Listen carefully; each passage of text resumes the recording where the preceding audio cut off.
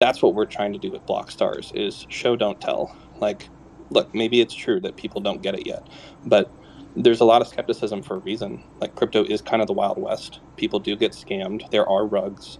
Like, we have to be real about where the ecosystem is at right now. And so, you know, and we're just trying to make something that's fun. And when we're successful about that, then people will start to believe us, right?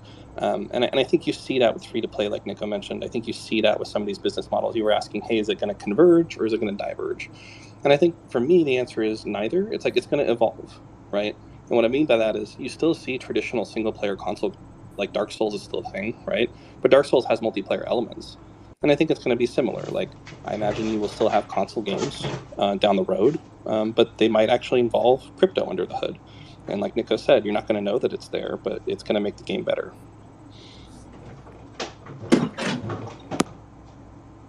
Incredible. Well, thank you, guys. Is there anything else from you, Tiff?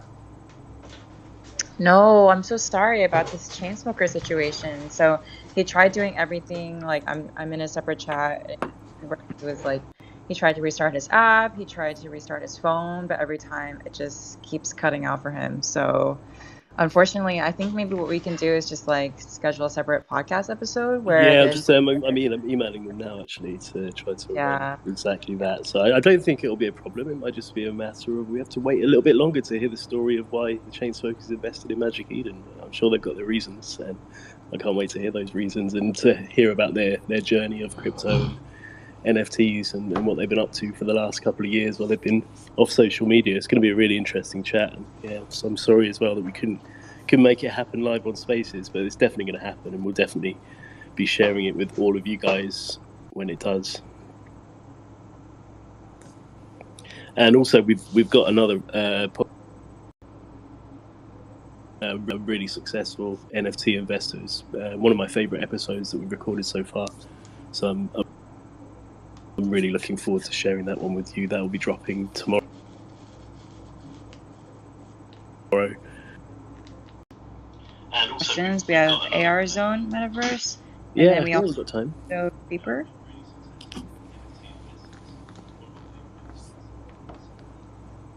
Okay, And well, you guys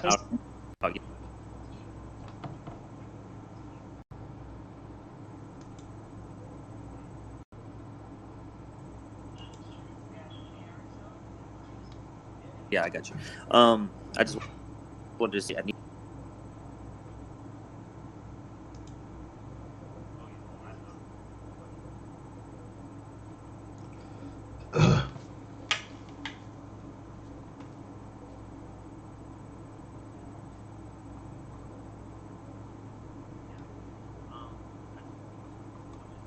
Kojo regarding the video games and stuff like that.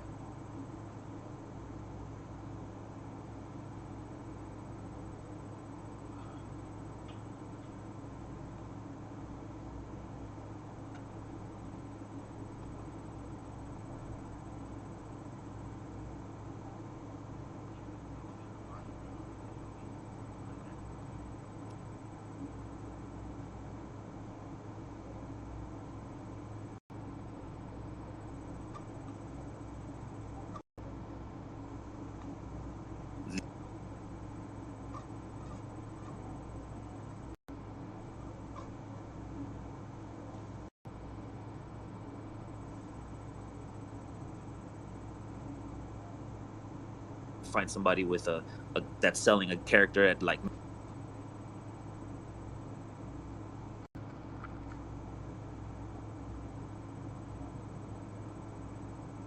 excited. Oh, just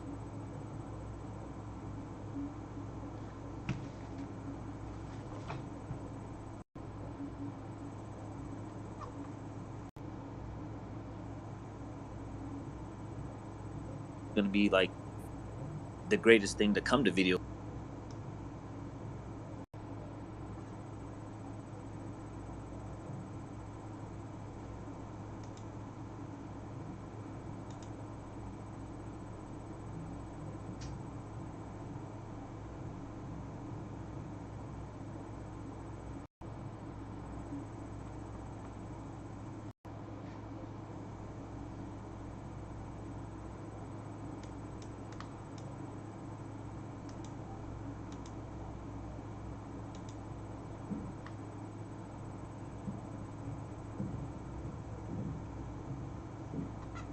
because I throw enough money.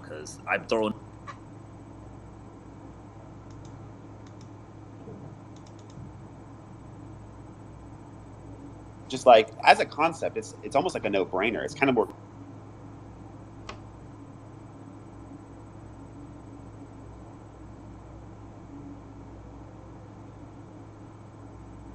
asserted an incredible amount of control and ownership.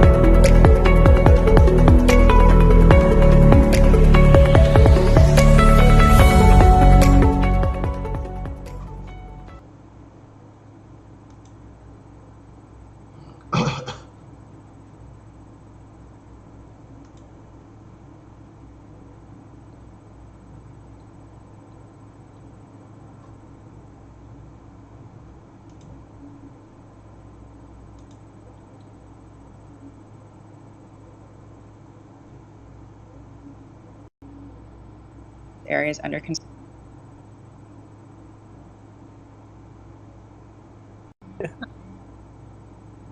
Yeah, thanks so much for coming, guys, and sorry for the unintentional rug, but we'll make it right. Yeah, thanks Blockstars as well. Thank you guys so much. I'm really looking forward to the mint on Saturday, and looking forward to seeing what you guys do with it. So, yeah, great team, great product, great concept. Yeah, really impressed. Yeah, Thank you so much, guys, and thank you. I just want a big shout out to Magic Eden. One of the things that we've been saying is, how this is a collaborative space and how people are prepared to help each other out and share knowledge and Magic Eden has been one of the greatest. I mean, and they didn't ask me to do this, so I'm just going to do it anyway because I really have been so impressed. All the way down from their founders, leadership level, to every member of the team. We have several different chats going with them. They really, really care about the space. They care about the experience of the mint. They care about the users, the buyers, and developers too. So you just want a big shout out to them. They've done a great job, I think, of kind of being a thought leader in the space. They rightly have a big chunk, the majority chunk of the NFT market on Solana, and have been fantastic ecosystem partners to us. So thank you, Magic Eden, also for hosting today. Thank you so much. Thank you for the kind words. Yeah, lots of growing pains as a company, but we're going to get there. So we have, as we continue to grow. Thank you for the kind words. All right, guys. Well, we'll get another podcast episode up. Sorry about the chain smokers, but you're welcome for Blockstars, and have a great rest of the day, guys. Take care. Bye.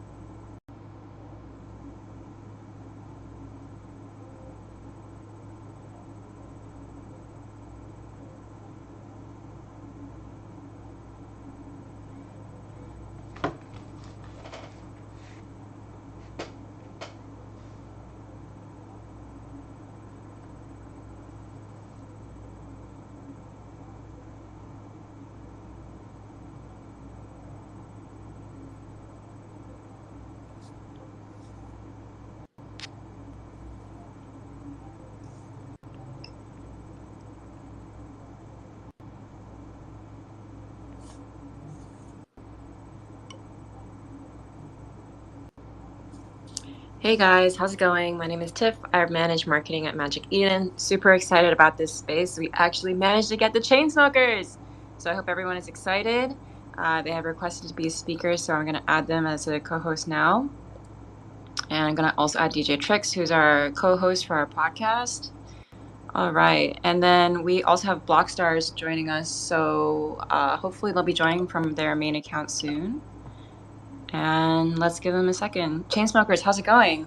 Good. Sorry, this is my first Twitter Spaces, so I'm good now. I got it. No worries. This is Alex, right? Yeah. How you doing? Good. Yeah, I'm excited to have you on. It's your first Twitter Space? I'm surprised. I mean, we haven't been back on social media till last Monday, basically. So. Oh, really? Even we've been off social media for 2 years, basically. So even I think our first post on Instagram, I was like, where the hell is the post button now? Pretty embarrassing stuff. I feel like a boomer. No, it's all good. I got it. I'll figure it out. It's all good. Yeah. Wow. Incredible that we managed to get you back for this special Twitter Space. So, yeah. It's great to have you guys. Where are you? Thank you. Yeah, we're pumped to be here. Yeah. Are you guys in LA? Yeah, we're in Los Angeles, just working on a bunch of different things, but, super excited to be here with everybody. I love these types of conversations, so thanks for having us. Of course. All right, give me 1 sec. Oh, okay, Blockstars. Mm-hmm. Hey, Blockstars, hi. Okay, I think you gotta unmute yourself. How's it going? Hey, oh, it's a woman's voice. Great. It is. But actually, who you want to give access to is going to be Nico, Kojo, and then Share NFT, and then also Craig. So they'll be able to introduce themselves. They're the leadership for Blockstars. I am Ana Maria, and I run the Twitter account and the social media. Hey, of course. Okay, so I got Kojo, and I got Nico, and then who else was there? Share NFT, and then... Share, I don't think she or he has requested. Okay, so I can... Oh, she'll hear this, so she can then request. Okay. And then there's also Craig. He is the head of community.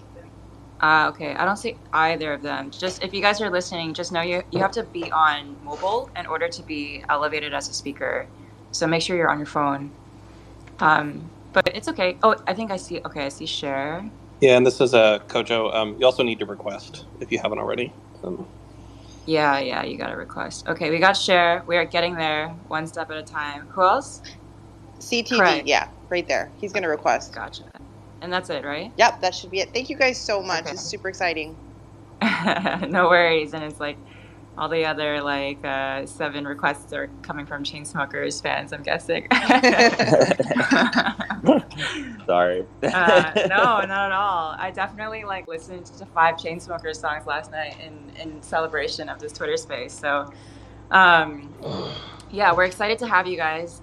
Excited to have this conversation about Blockstars, about gaming, about music, and social experiences on the Metaverse. So just want to quickly also introduce DJ Trix, who's our co-host for our podcast, Eden Hour Podcast.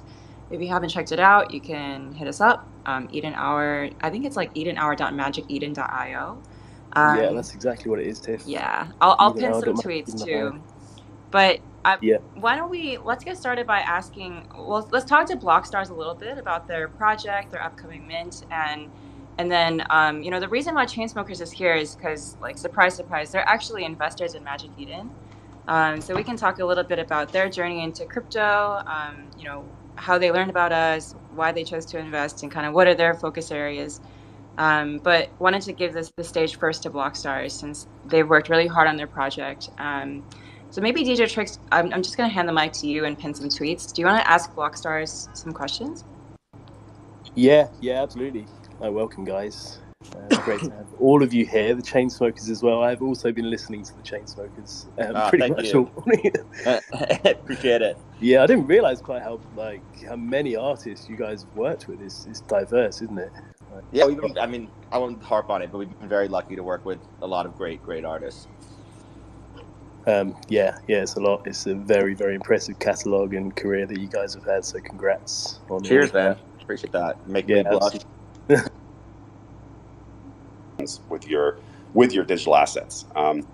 So that's kind of the idea behind the management sim, and the reason we went with music as the theme is because music is so universal. Everybody knows music, everybody has music, every country and culture has their own notion of music, and that's actually what we're playing off of in Blockstars as well. We have a huge variety of different genres of music that span across the globe. So it's not just about electronic duos like the Chainsmokers or solo vocalists, pop stars, but we've got K-pop, and we got J-pop, and we got SOT, and we got reggaeton, and we've got everything from across the globe.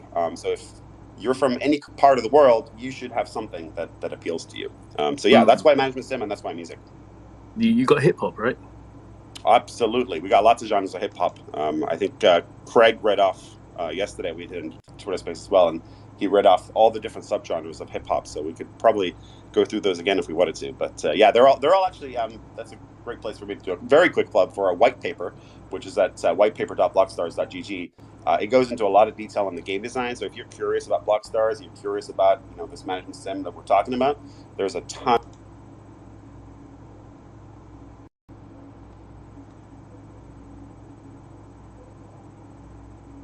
of detail there, including all the different genres and subgenres.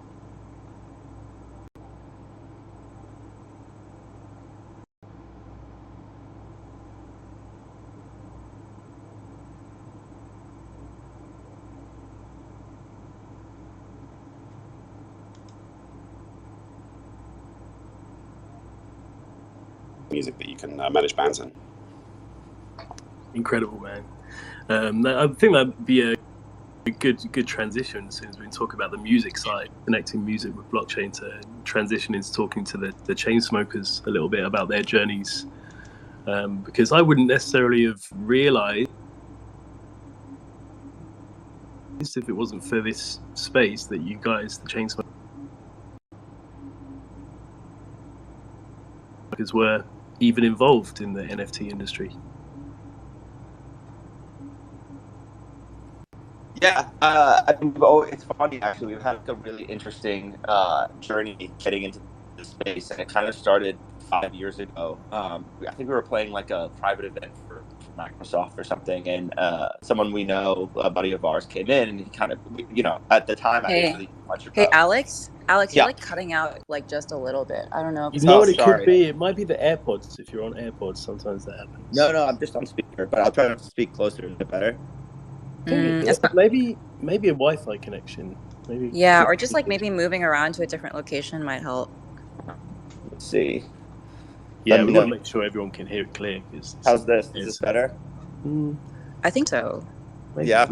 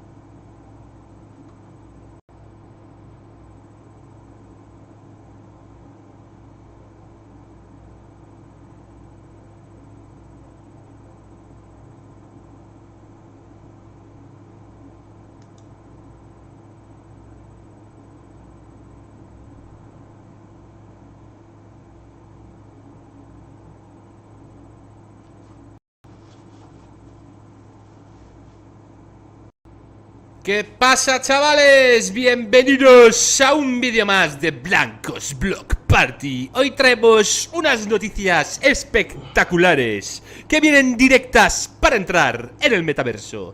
¿Qué trae Mythical hoy? Pues Mythical Games compra Polystream para transmisión 3D en tiempo real a través del metaverso. ¿Y hasta dónde quieren llegar ellos? Pues como ya sabréis, Blancos es un juego muy pesado y quieren hacerlo a través de stream para que el nivel de carga sea óptimo. Es decir, tú puedas entrar desde cualquier tipo de plataforma sin tener que descargarte el juego, para que puedas entrar en un minijuego, entrar directamente en el metaverso y pum, y ponerte a jugar.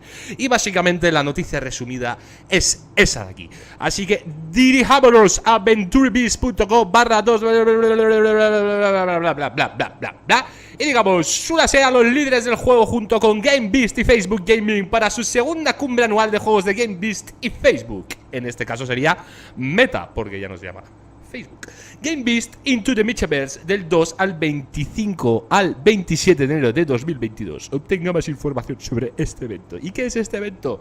Pues el creador del juego Blancos Block Party, Mythical Games, en este super caso, ha adquirido Polystream para la transmisión 3D en tiempo real para el metaverso.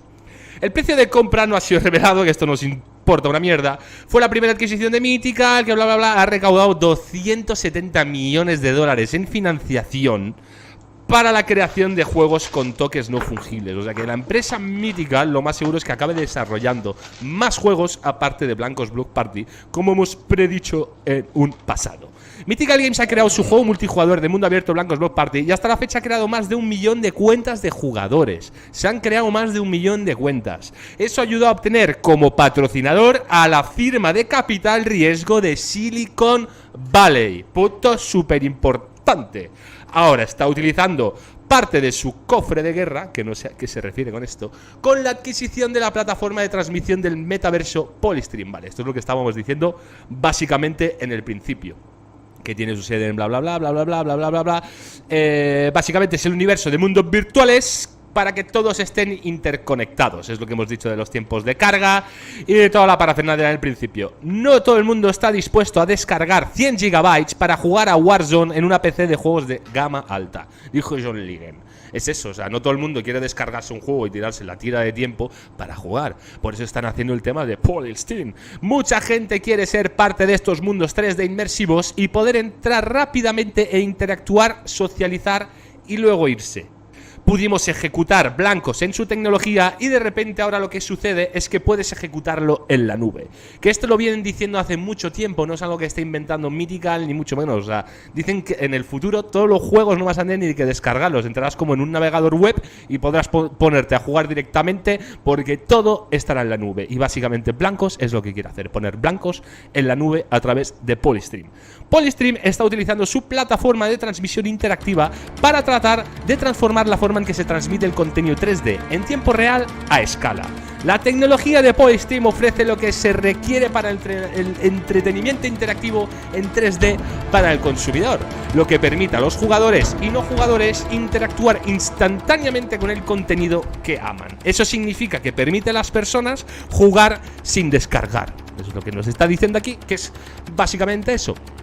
Eso ayuda con la visión del metaverso, que la gente considera que les permite saltar de un mundo al siguiente y así sucesivamente sin tener que descargar nada. Eso es lo interesante, eso es lo que va a hacer que en Blancos Block Party entre millones de personas. En este momento, si intenta hacer eso, primero se quedará atascado descargando 10 GB de datos a todo lo que te dicen. Y el que quiera entrar se tiene que descargar el juego y eso es un impedimento para atraer a más usuarios. O sea, cuando hagan el salto aquí, o sea, básicamente están haciendo una buena jugada de ajedrez para captar aún más usuarios en Blancos Block Party.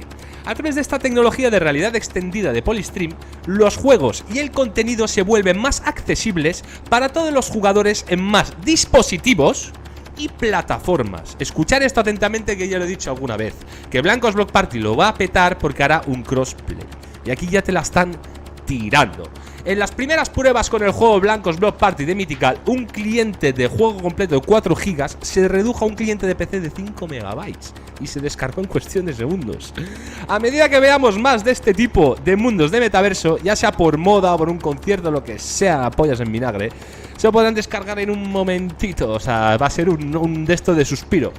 Mira, ya me están llamando justo como siempre. Esta tecnología no solo permite que más jugadores en más dispositivos disfruten del juego casi instantáneamente en otros dispositivos, a lo mejor se refieren hasta en el móvil, porque tú en el móvil no te puedes descargar Blancos Block Party, ¿a que no? Pues esto del Polystream es lo que hará que se pueda jugar perfectamente en un teléfono móvil, y esto a nosotros nos interesa. O sea, básicamente toda la noticia esta es que se va a poder almacenar, repito, Blancos Block Party en la nube, lo que va a poder hacer un crossplay de dispositivos móviles y van a poder usar la tecnología para poder implementar en más tipos de plataformas como podría ser PlayStation, Xbox, etc. Así que sin más dilación, de momento esto es lo que están tratando de hacer. Aquí tenéis todo el tinglao que es una buena parafernalia para leer, pero en resumidas cuentas es lo que os estamos diciendo. No sé si tenía más noticias por aquí. No, esto es lo que estábamos hablando por aquí y ya está. Así que sin más dilación, aplaudamos todo a este fenómeno que está haciendo Blancos Block Party y nos vemos en el siguiente vídeo.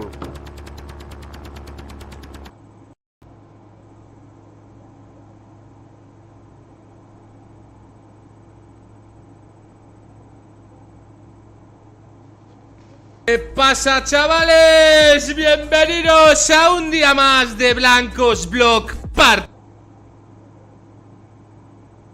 Y hoy día 17 del 1 de 2022 a las 7:37 de la tarde traemos noticias fresquitas. Hoy es día de dropear objetos de Blancos Block Party.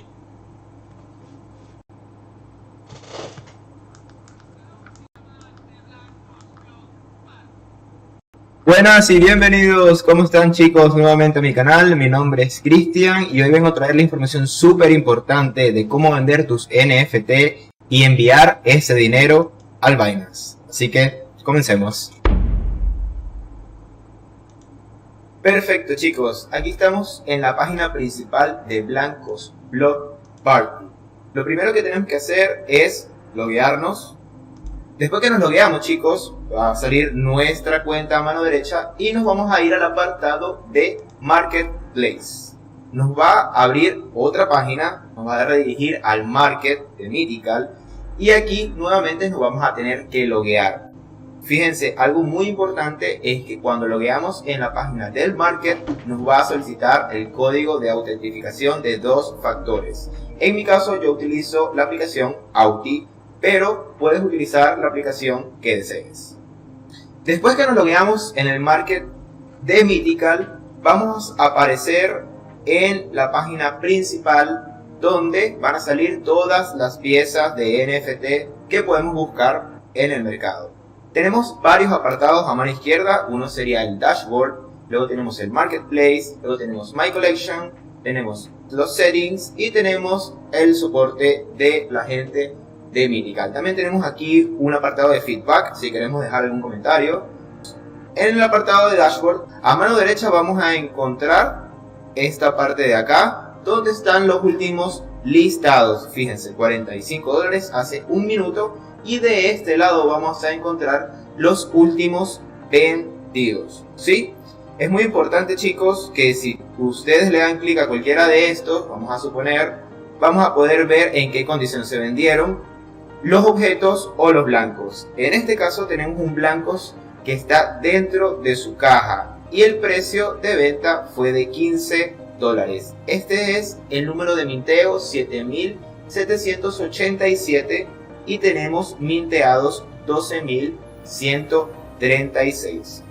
En base a la cantidad de minteados que hay y el minteado que te tocó a ti, el minteo mejor dicho que te tocó a ti, va a tener un mayor o un menor precio el NFT. ¿Qué quiero decir con esto? Que los NFT que están minteados desde el número 1 hasta el número 99 van a tener por ende un mayor valor por ser los primeros. Luego tenemos los que van desde el número 100 hasta el 999 que van a ir cada vez bajando más y más su precio. Y luego del 1000 en adelante cada vez irá bajando un poco más su precio hasta que se estanca en un precio base. Perfecto, en el siguiente apartado chicos tenemos el Marketplace. En el apartado de Marketplace vamos a poder ubicar cualquier NFT que estemos buscando específicamente. Fíjense, acá a mano izquierda vamos a conseguir algunos filtros para poder encontrar el blanco o el objeto que deseas.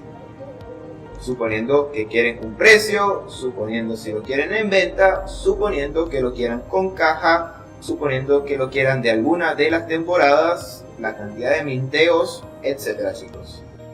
en el apartado de My Collection van a encontrar todos los NFT que ustedes obtuvieron a lo largo del juego o hayan comprado.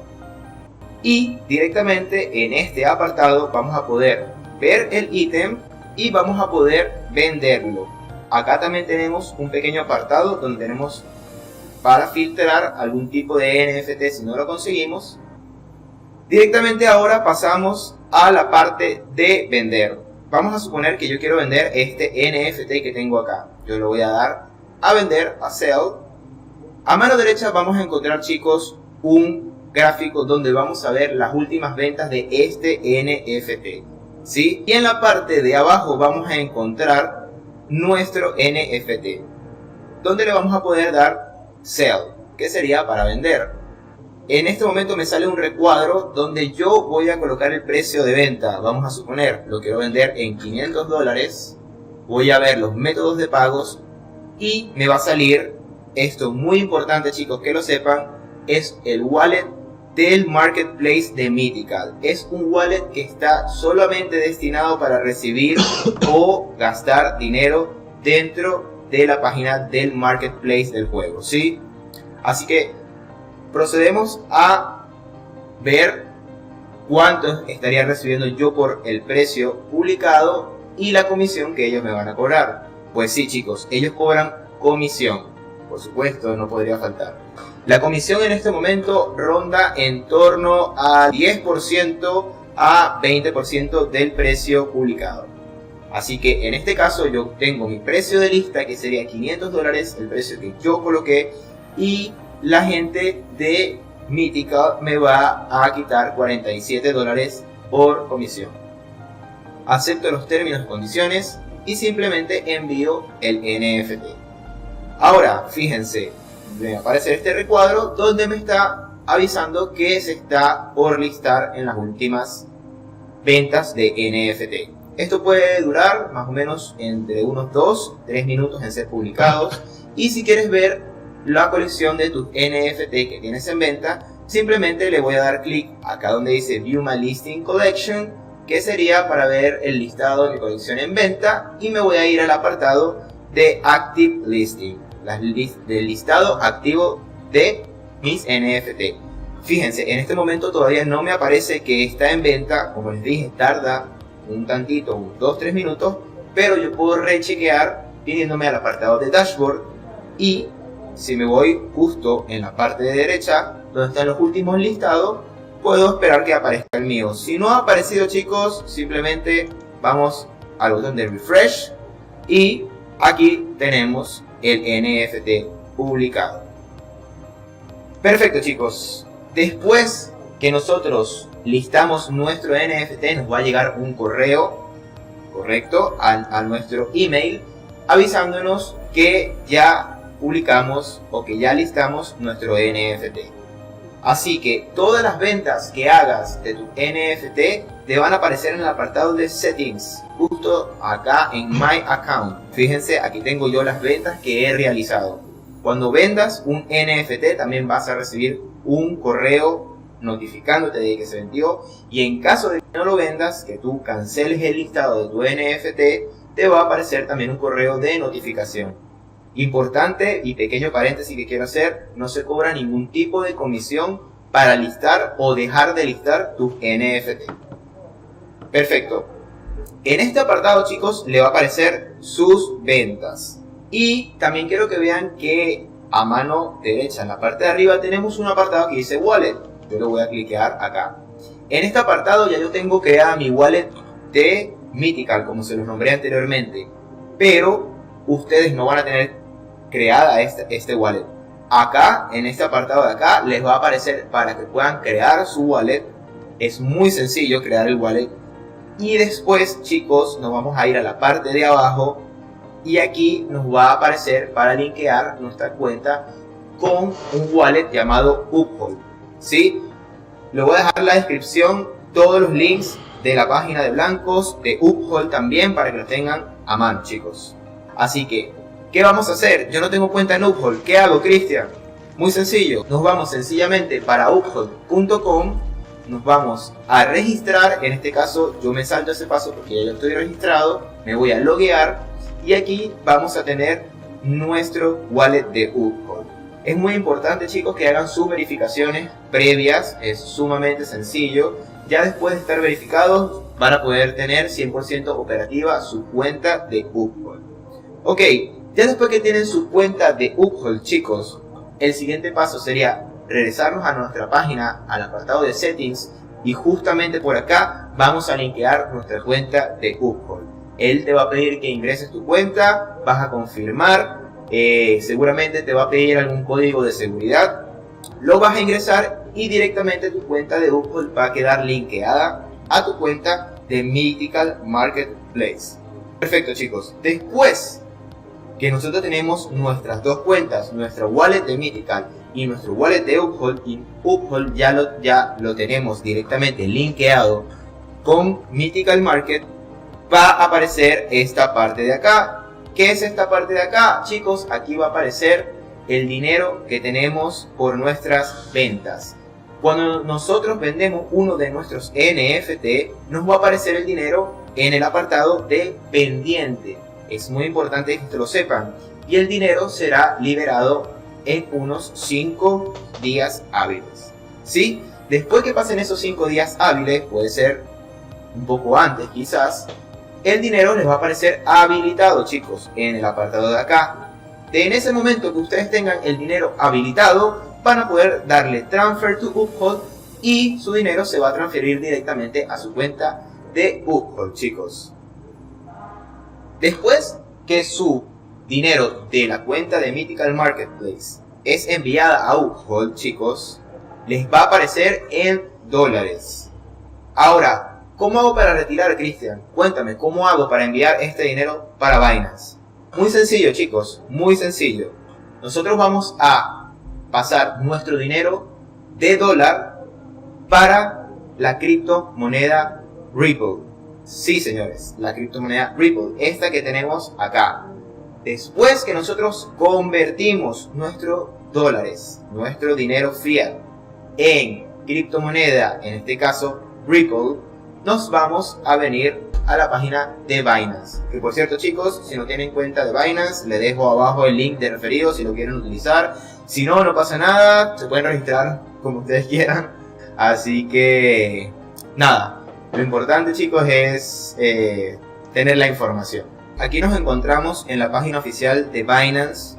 Supongo que todos saben, o la mayoría deben saber utilizar Binance. Si quieren información de cómo utilizar Binance, cómo abrirte una cuenta, cómo poder hacer inversiones, déjame en la casilla de comentarios y próximamente haré un video explicando cómo poderlo utilizar. Pero bueno, vamos al punto. Después, chicos, que nosotros venimos a nuestro Binance, vamos a ir al apartado de billetera y vamos a ir al apartado de billetera Spot. Luego que estamos en el apartado de billetera Spot, vamos a darle a buscar moneda y vamos a buscar XRP, que en este caso es las siglas para la criptomoneda Ripple. Perfecto. Después que buscamos la criptomoneda Ripple, vamos a darle clic en depositar. Aquí me va a aparecer en qué moneda lo voy a enviar. Ya lo voy a enviar en Ripple, como les mencioné anteriormente. Y lo vamos a enviar, chicos, esto es sumamente importante, lo vamos a enviar por la red de Ripple. ¿Por qué, Cristian? ¿Por qué lo vamos a enviar en la red de Ripple? Señores, muy sencillo, porque vamos a ahorrarnos un montón de dineros en comisiones. Sí, con la red de Ripple, desde Uphold nos cobran centavos de comisión. Uphold tiene comisiones altísimas. Esta es la manera que a mí me funciona, que siempre he utilizado para poder hacer mis retiros de Uphold para Binance y tener mínimas comisiones. Perfecto, después que nosotros colocamos la red, vamos a cliquear en aceptar. Ahora, fíjense, chicos, aquí tenemos dos cosas importantísimas. Una sería nuestra dirección de wallet, donde vamos a copiarla y vamos a ir directamente a nuestro Uphold. Vamos a colocar nuestra dirección de wallet, que nos las va a pedir para hacer el envío. Y como segundo dato nos va a pedir un memo. Cristian, ¿y qué es un memo? Perfecto, un memo es un número que te dan para poder hacer este tipo de transacciones en la red de Ripple. Si se fijan en el apartado de abajo, vamos a ver que aquí me sale Memo.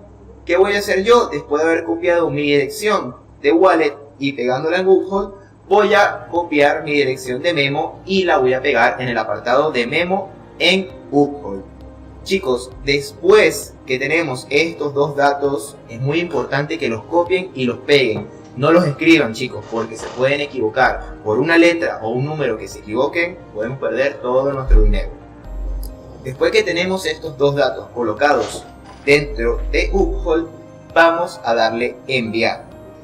Y después de enviar, vamos a esperar unos 3 a 5 minutos aproximadamente las confirmaciones y directamente, chicos, vamos a tener nuestro dinero en nuestra billetera de Binance. Sí, señores, vamos a tenerla en el apartado de billetera Spot.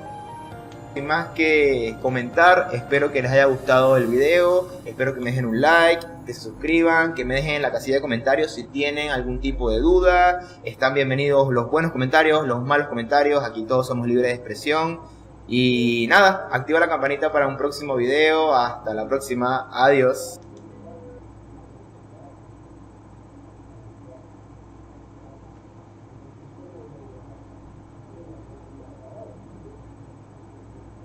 Venga, vamos allá. ¿Qué pasa, chavales? Bienvenidos a...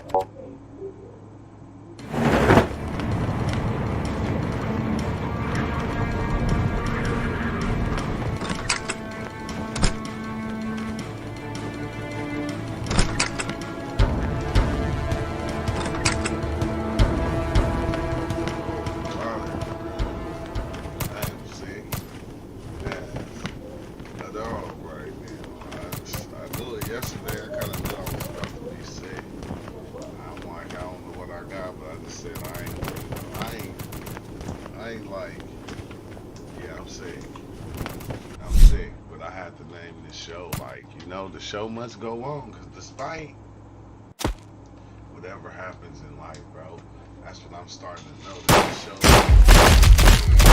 does not little things that's going on with us. The show gonna keep going. The show is not fista pause. Like, it's not gonna get nobody no break. It's just gonna continuously, what is this? It's just gonna continuously go. And it's not gonna wait for anybody to, to have no time out. It's not gonna get nobody no time out. I don't care what you're going through, what's happening to you. Life is not gonna pause for you. It's not gonna wait on you. It's not gonna wait for you to catch up. It's gonna make you gonna feel it don't matter what the hell you going through. That shit is, I said, bro, that shit don't pause for nothing. Ain't no days off. I said, ain't no days off. You know, you don't even get time to like kind of catch yourself. Like, even if you lose a loved one or something like that, you don't get time to like kind of catch yourself. And it's like life just keep going, keep trucking. I said that's the crazy thing that gets me, because it's like we can be like, you know, we can take time out and have one of them quiet woosahs and say, okay, we gonna do this because you know this and this happened. Well, while we doing that, having that woosah, life's still going. Life's still going. Like, you can stop. You can stop. You can take a break and call it a break, but it's not really even a break because it's still going. It's like nothing stops. Like, this shit does not stop. It don't slow down. Like, it don't even slow down. Like get that shit. Like, it doesn't even slow down. Like, when you on the freeway and when you're home, they driving fast, and you like, bruh, slow down a little bit. Life don't even do that. Life keep going. It don't care about your thoughts. It don't care about your beliefs. None of that. None of that. Life goes on. It goes on despite what. And I was like, you know, I've been kind of tripping off that, which is kind of dope at the same time, because you don't got time. It's like, fuck grieving. Grieve for what, man? Live, keep going, keep pushing. Dang, I think something wrong with my computer. I'm gonna have to take it apart, put it back together or something, I don't know. But I'm just saying, it is kind of dope that it don't stop and it keep going. Like, it doesn't, like, I'm going, fuck, bro, no matter what you do, this shit will not even pause. Like, pause. Like how we pause movies. Like, you can't even pause life. You feel me? You can't even put that shit on pause. Like, when I say put it on pause, I'm talking about, okay, let's say something, your dog died. You feel me? And you go pause life. Hold on, give me a second to like regroup, because you know, I just lost my best friend. It was close to me. We did it. We woke up. We did everything together. Pause. No, ain't none of that. It's gonna keep going. Like, you might as well just go, as soon as that motherfucker die, you might as well go find you another dog. You feel me? As soon as your cat die, you might as well go find you another cat. Because life will not stop. It will not stop. It's not gonna pause. It's not gonna wait on nobody. I don't care who you is. We can be the wizards of all wizards. Life is not gonna pause for nobody. It's not gonna wait. It's not gonna wait. That shit gonna keep pushing forward. Like, despite all the things that you don't even want it to do. Like, we can go, oh, we don't want it to do that. We don't want it to do this. Somebody else going, I wanted to do that. I want that experience. And boom, life is just going to push past whatever you think or whatever you thought it was.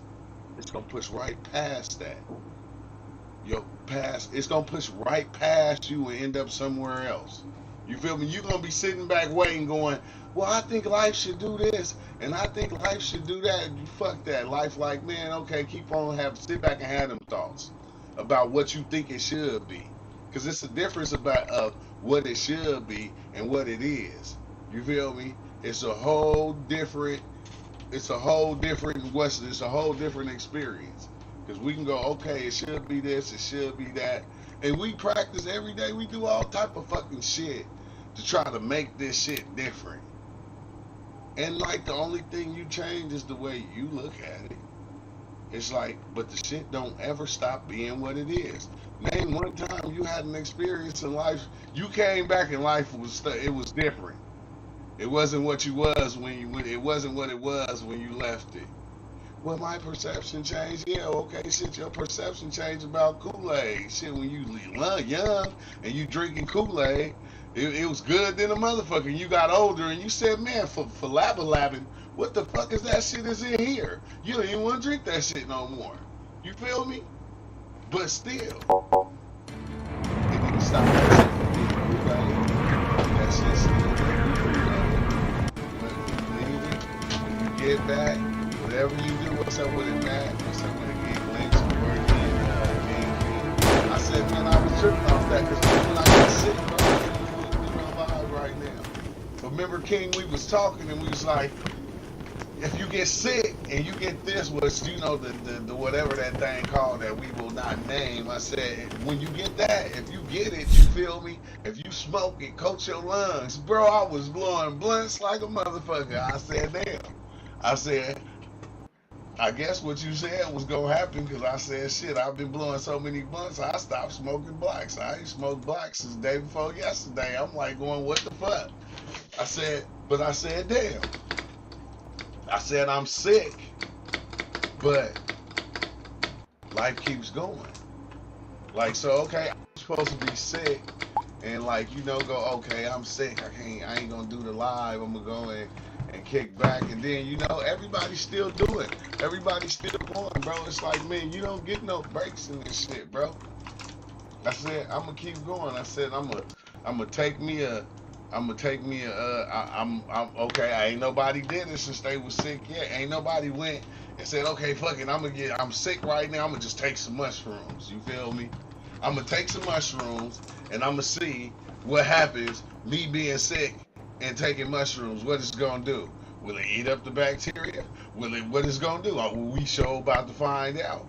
We about to find out, because I said that's what the fuck I'm about to do. I'm about to sit back, roll me a couple of blunts, chill on the line, you know, sniffle my snuffles, you feel me?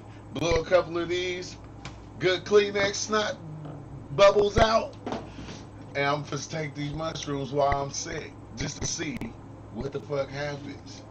Like, okay, am I gonna be sick when I wake up tomorrow? Like, or is it gonna kick the sickness out? Cause like, if I go take turkey tail, no, I'm talking about some mushrooms. Yeah, I know about the turkey tails, but I'm talking about some mushrooms, just to see.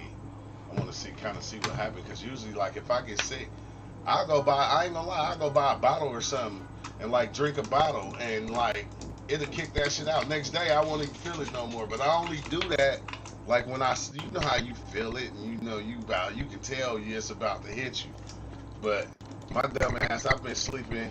You know, I've been working on like videos and shit, so I'll be up like half the night fucking working on the laptop. So I've been sleeping in the living room on my damn I don't know what that little that foam top mattress thing is called.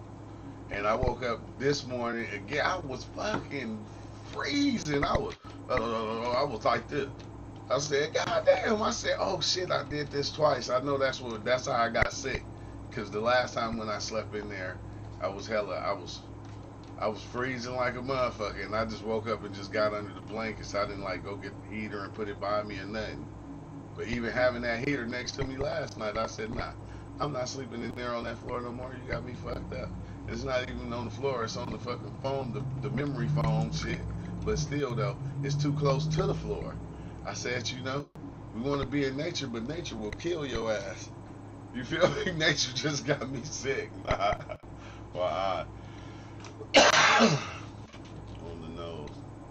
Baby wipe or better on the nose. Yeah, I know, but little girl, she always get the, I don't know what these is, man. These see, boom, puff plus lotion. You feel me? So it got the little lotion on them. You feel me? Baby wipe gonna have me dry after. I don't know. But I was just talking about. I'm just gonna have to come into Discord. I see what Discord y'all in, but like, I was just tripping off the fact that, you know, life don't stop, bro. Despite what, like, whether we lose loved ones, kids, friends, family, this shit keeps going. It don't even slow up. It don't even like slow down. We always go, well, maybe slow down when you fucking probably about to die. But shit, life ain't gonna slow down, you know, when you lose somebody that's close to you. Life is not gonna slow down and just stop and pause for a second and go, man, let me help you out, get you on. You know, because I know you hurt me and shit. You feel me? I'm gonna try to get you back on your feet and make you feel good about shit. You feel me? Hell no, bro. This shit don't change our ideas or nothing. I said everything that it seems like we do is to make ourselves feel good about what the fuck this shit is. We got all the fucking answers. Yeah, man, you know, you do this, you know, you kind of be like Superman. You know, you can explain escape this place. You can be over here. You can be over there. And it's like, but you always end up back at this motherfucker, looking at each other, going, I should have stayed in the Akashic record somewhere. You feel me? What the fuck I come back for? For some reason, it don't matter how far you go, you come right back. You come right back. You come right back. And when you come back, hey, it's like, ain't shit changed. Hey, I don't care who, bro, ain't shit changed. That shit's still going, still doing the same thing. Life still making the same mistakes, still rolling over people. You feel me? I was tripping off that shit. I said, okay, how do the world even like grow, bruh? Where is all the stuff coming from to make this world continuously grow? I'm not no motherfucking scientist or nothing. I ain't saying I'm a scientist or I done went and I done studied all this bullshit. It don't take for me to be no goddamn scientist to see that we walking on death.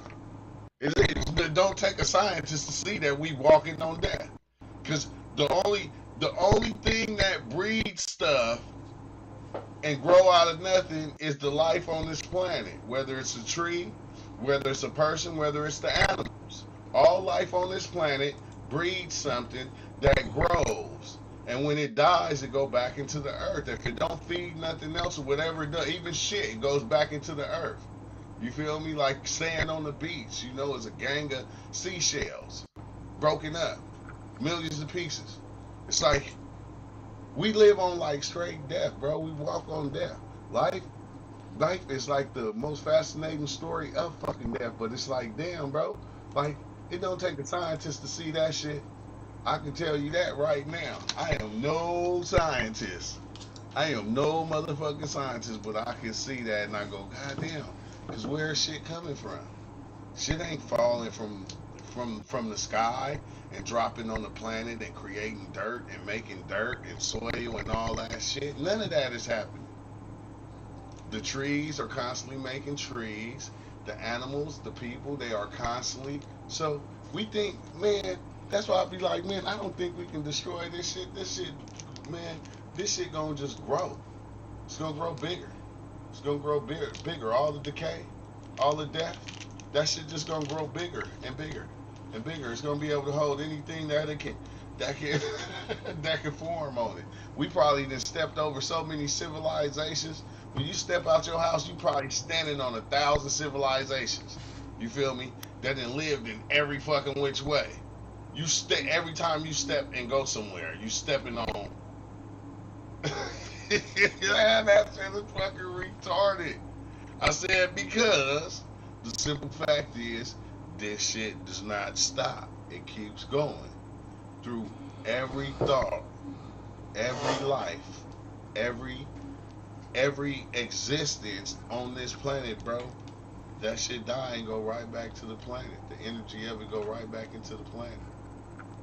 I said, what type of shit is that? I said, now we conscious. So, okay, is the planet the motherfucking trap? Could it be? Because, like, what's the bigger purpose of us even being here? It's got to be a bigger purpose. For every purpose, like, it's got to be a greater purpose. It's not like how we think, no, it's got to be a greater purpose. It's got to be a greater purpose. Like with us, all the things that exist on us and with us. It's like it's a greater purpose. And it's something blocking us. It's something fucking blocking us from knowing that greater purpose. Because whatever it is that's making that purpose or making it what it is, bro, it sends each person in a loop. It'll loop you right back to yourself to make it think that it's you doing it. You feel me?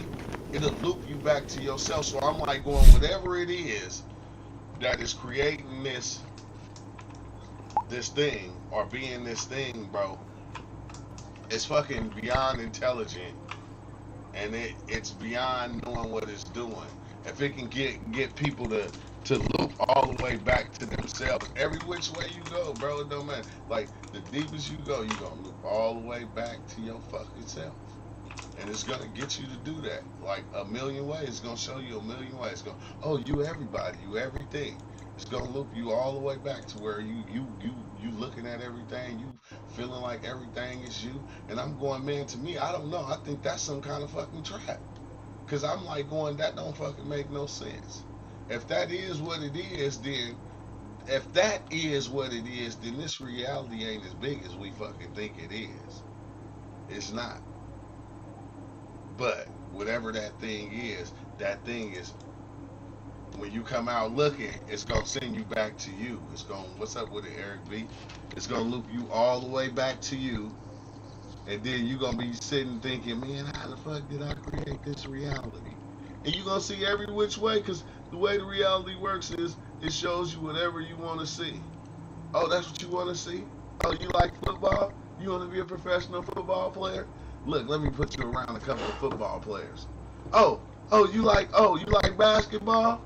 That's what you like to do? Okay, let me help you make yourself a professional basketball player. You feel me? Just, that shit is crazy, bro. But I'm saying it's got to be something bigger.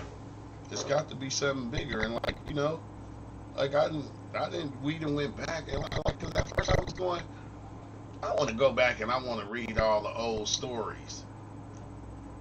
I said I want to, you know, go through a lot of the old stuff and like, you know, bring it up to time and see how it connects with what we see. And I'm going, man, motherfuckers already do that shit. I'm not gonna be like everybody else. I'm sorry, y'all. I thought about it. I said, I'm going to be like everybody else, and I'm going to go back, and I'm going to start, you know, like I'm going to become this teacher, and I'm going to show everybody, look, this is, no, fuck that shit. It's enough people doing that. You feel me? You want to know about space? Go look at fucking, what's his name? I don't know what's the one dude. You want to know this? Go look at that dude over there. It's like, no, I'm going to keep it how I've been keeping it. I'm going to let everybody come from everywhere, share their stories, and we just going to talk about this shit, how we been talking about it. I don't want to. I'm gonna keep different. I'm gonna stay being different, bro. I can't be the same. Cause then if I start being like them, I'm gonna get fucking pulled into that shit. I don't want to get pulled into all that. I don't want to even get pulled into all that. You feel me? I'd rather be cool just having my experiences and just learning from my experiences. Yeah, gotta be myself. Gotta be myself. Because the information, it just comes out when it comes out. You feel me? It comes out when it comes out. But I don't, you know, I gotta be myself. I ain't trying to, that's too much. That's too much because everybody's doing that, bro. Because everybody has the truth. Everybody has the knowledge. Everybody has the wisdom. I'm like, man, I'm gonna let them have that. You feel me? I'm gonna let you have that and go on and play that game. You feel me? I'm not playing that fucking game. I'm about to chill it out. You feel me? And just, you know, have my experiences, share them, smoke blunts, and listen to other people's experiences, and then talk about shit like we've been doing. Like I can't, you know, fuck that, bro. I can't do it. And then next thing you know, I'm gonna be sitting in this motherfucker with a purple suit on and shit. I'm gonna try to change the way I look, and you feel me? Then I'm gonna start working out, shit get swole on y'all. I'm gonna just change everything. I won't even be myself no more, cause then I'll start to try to be what they are, and it's like I'm you know, I hate to say it. We can say knowledge is the key. Yeah, knowledge is the key to. If you learn knowledge about a car, it's the key to fix a fucking car. You feel me? Knowledge is the key to certain things that you want to fucking fuck with. But I'm going to just say it like this, like, man, I don't think any of it is fucking worth it.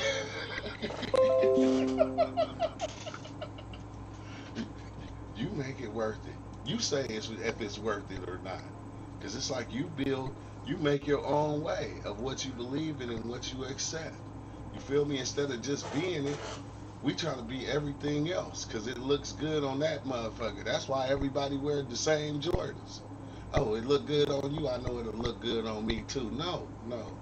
I don't work like that. Don't work like that. I'm not going to go get that hat because you got it and it look good on you. Like, the fuck? I'm trying to look like you? No, I ain't got time for that. I ain't got time for that. But keep pushing forward. I'm gonna keep doing what I've been doing. Fuck that. I done had a discussion with myself. I've been fighting with myself over it for months, for a long time, and I said I kind of like it. I like when everybody be, kind of come together and we all be talking. Man, it's like walking into, it's like being in the freezing cold and then stepping into a room where it's blankets everywhere and all of them warm. You feel me? And you can just climb under any blanket, you feel me? And it's just gonna warm you up, warm your soul, all the way down to the soul. You feel me? That's what it be like most of the time, all the time. So, I'm like going, because despite what happens, bro, this shit gon' with whoever come with the best theories, the best ideas, bro, that shit gonna come and go. It's all that shit. It ain't nothing been thought of that ain't been thought of. It's gonna come and go. It's gonna come and go. You feel me? But it's gonna be a nice high though, and I think that's what it is. That high of the things that certain people be saying and how they present them to us, bro. That shit, you can't get over that high. You want that high, and it's like, bro, I don't think I'm searching for them highs no more. You feel me? Yeah, I'm not ready. I think I had like the highest high, and I understood what it was. It was my own highest high. You feel me? My highest whatever and my lowest. But I don't know. I'm that close to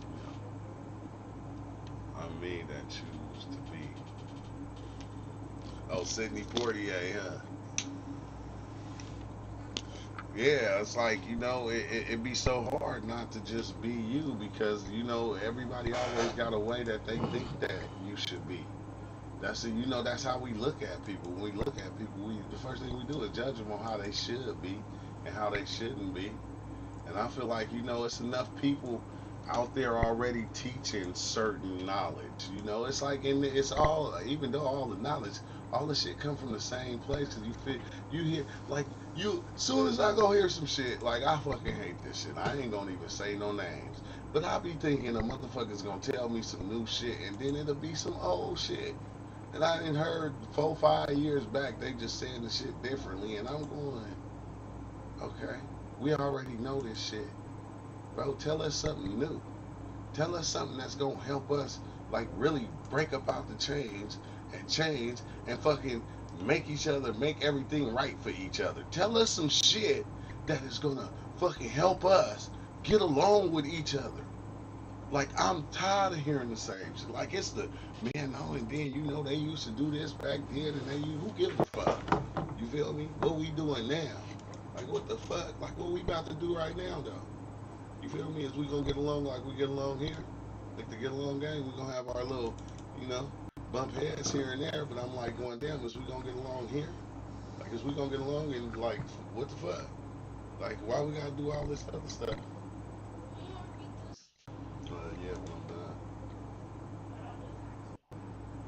done. But yeah, like, it's weird, bro. It's weird because I feel like everybody that got information is look at everybody as being yourself, right? And you can tell when somebody is like, on some bull because it's like, if it's yourself, you know what you want, right? You know what you're looking for.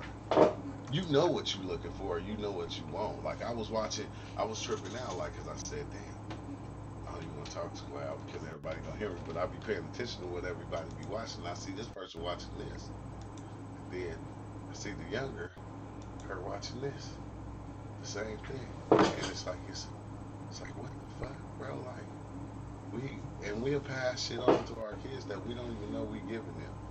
You feel me? We give them the same chaos we had without even knowing that's what we give them. Here go chaos. Here you go. You need to take something and you need to go share it with your friends at school now. You feel me? And it's like, what the fuck, bro? Like, what are we doing? Like, do you think the past can help us be better? Like, can anything help? Because it'll be motherfuckers in this motherfucker acting like they want to be better, but they don't. They trying to find a way to get up under you to get something out of your ass. You feel me? Like, so it's like, you still gonna have the same shit, bro. what was I was watching something, bro, that had me fucking tripping out. I forgot.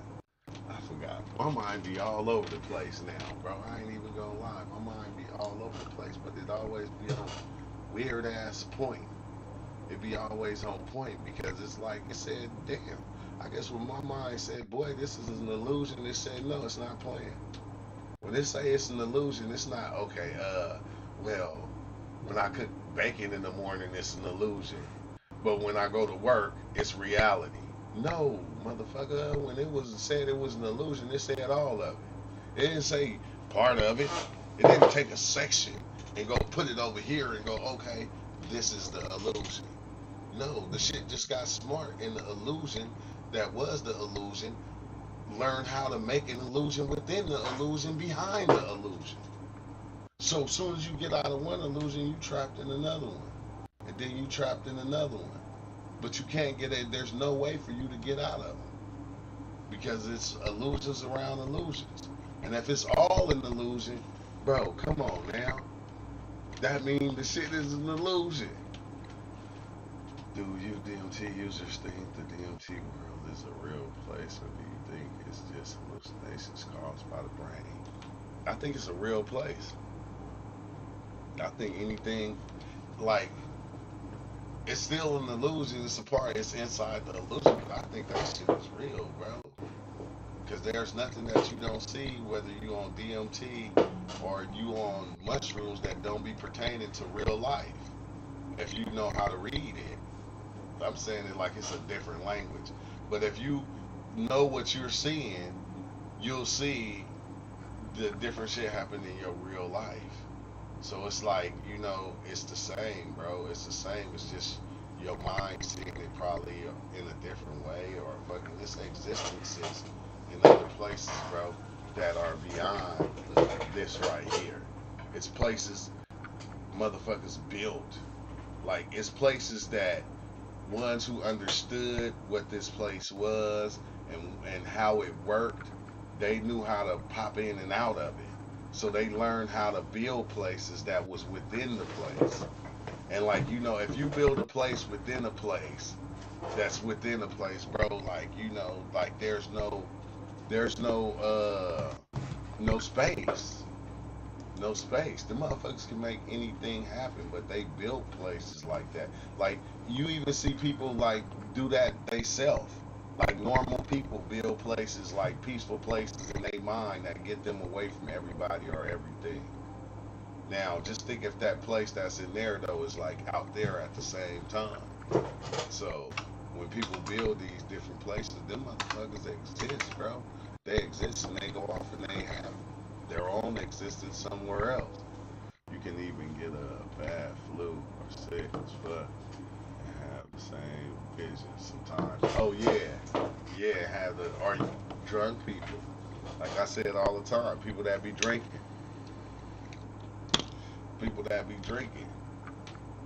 But I think, bro, I think that shit is real, man. I don't think it's, I think half the shit you see is real, but it's still like, it's an illusion.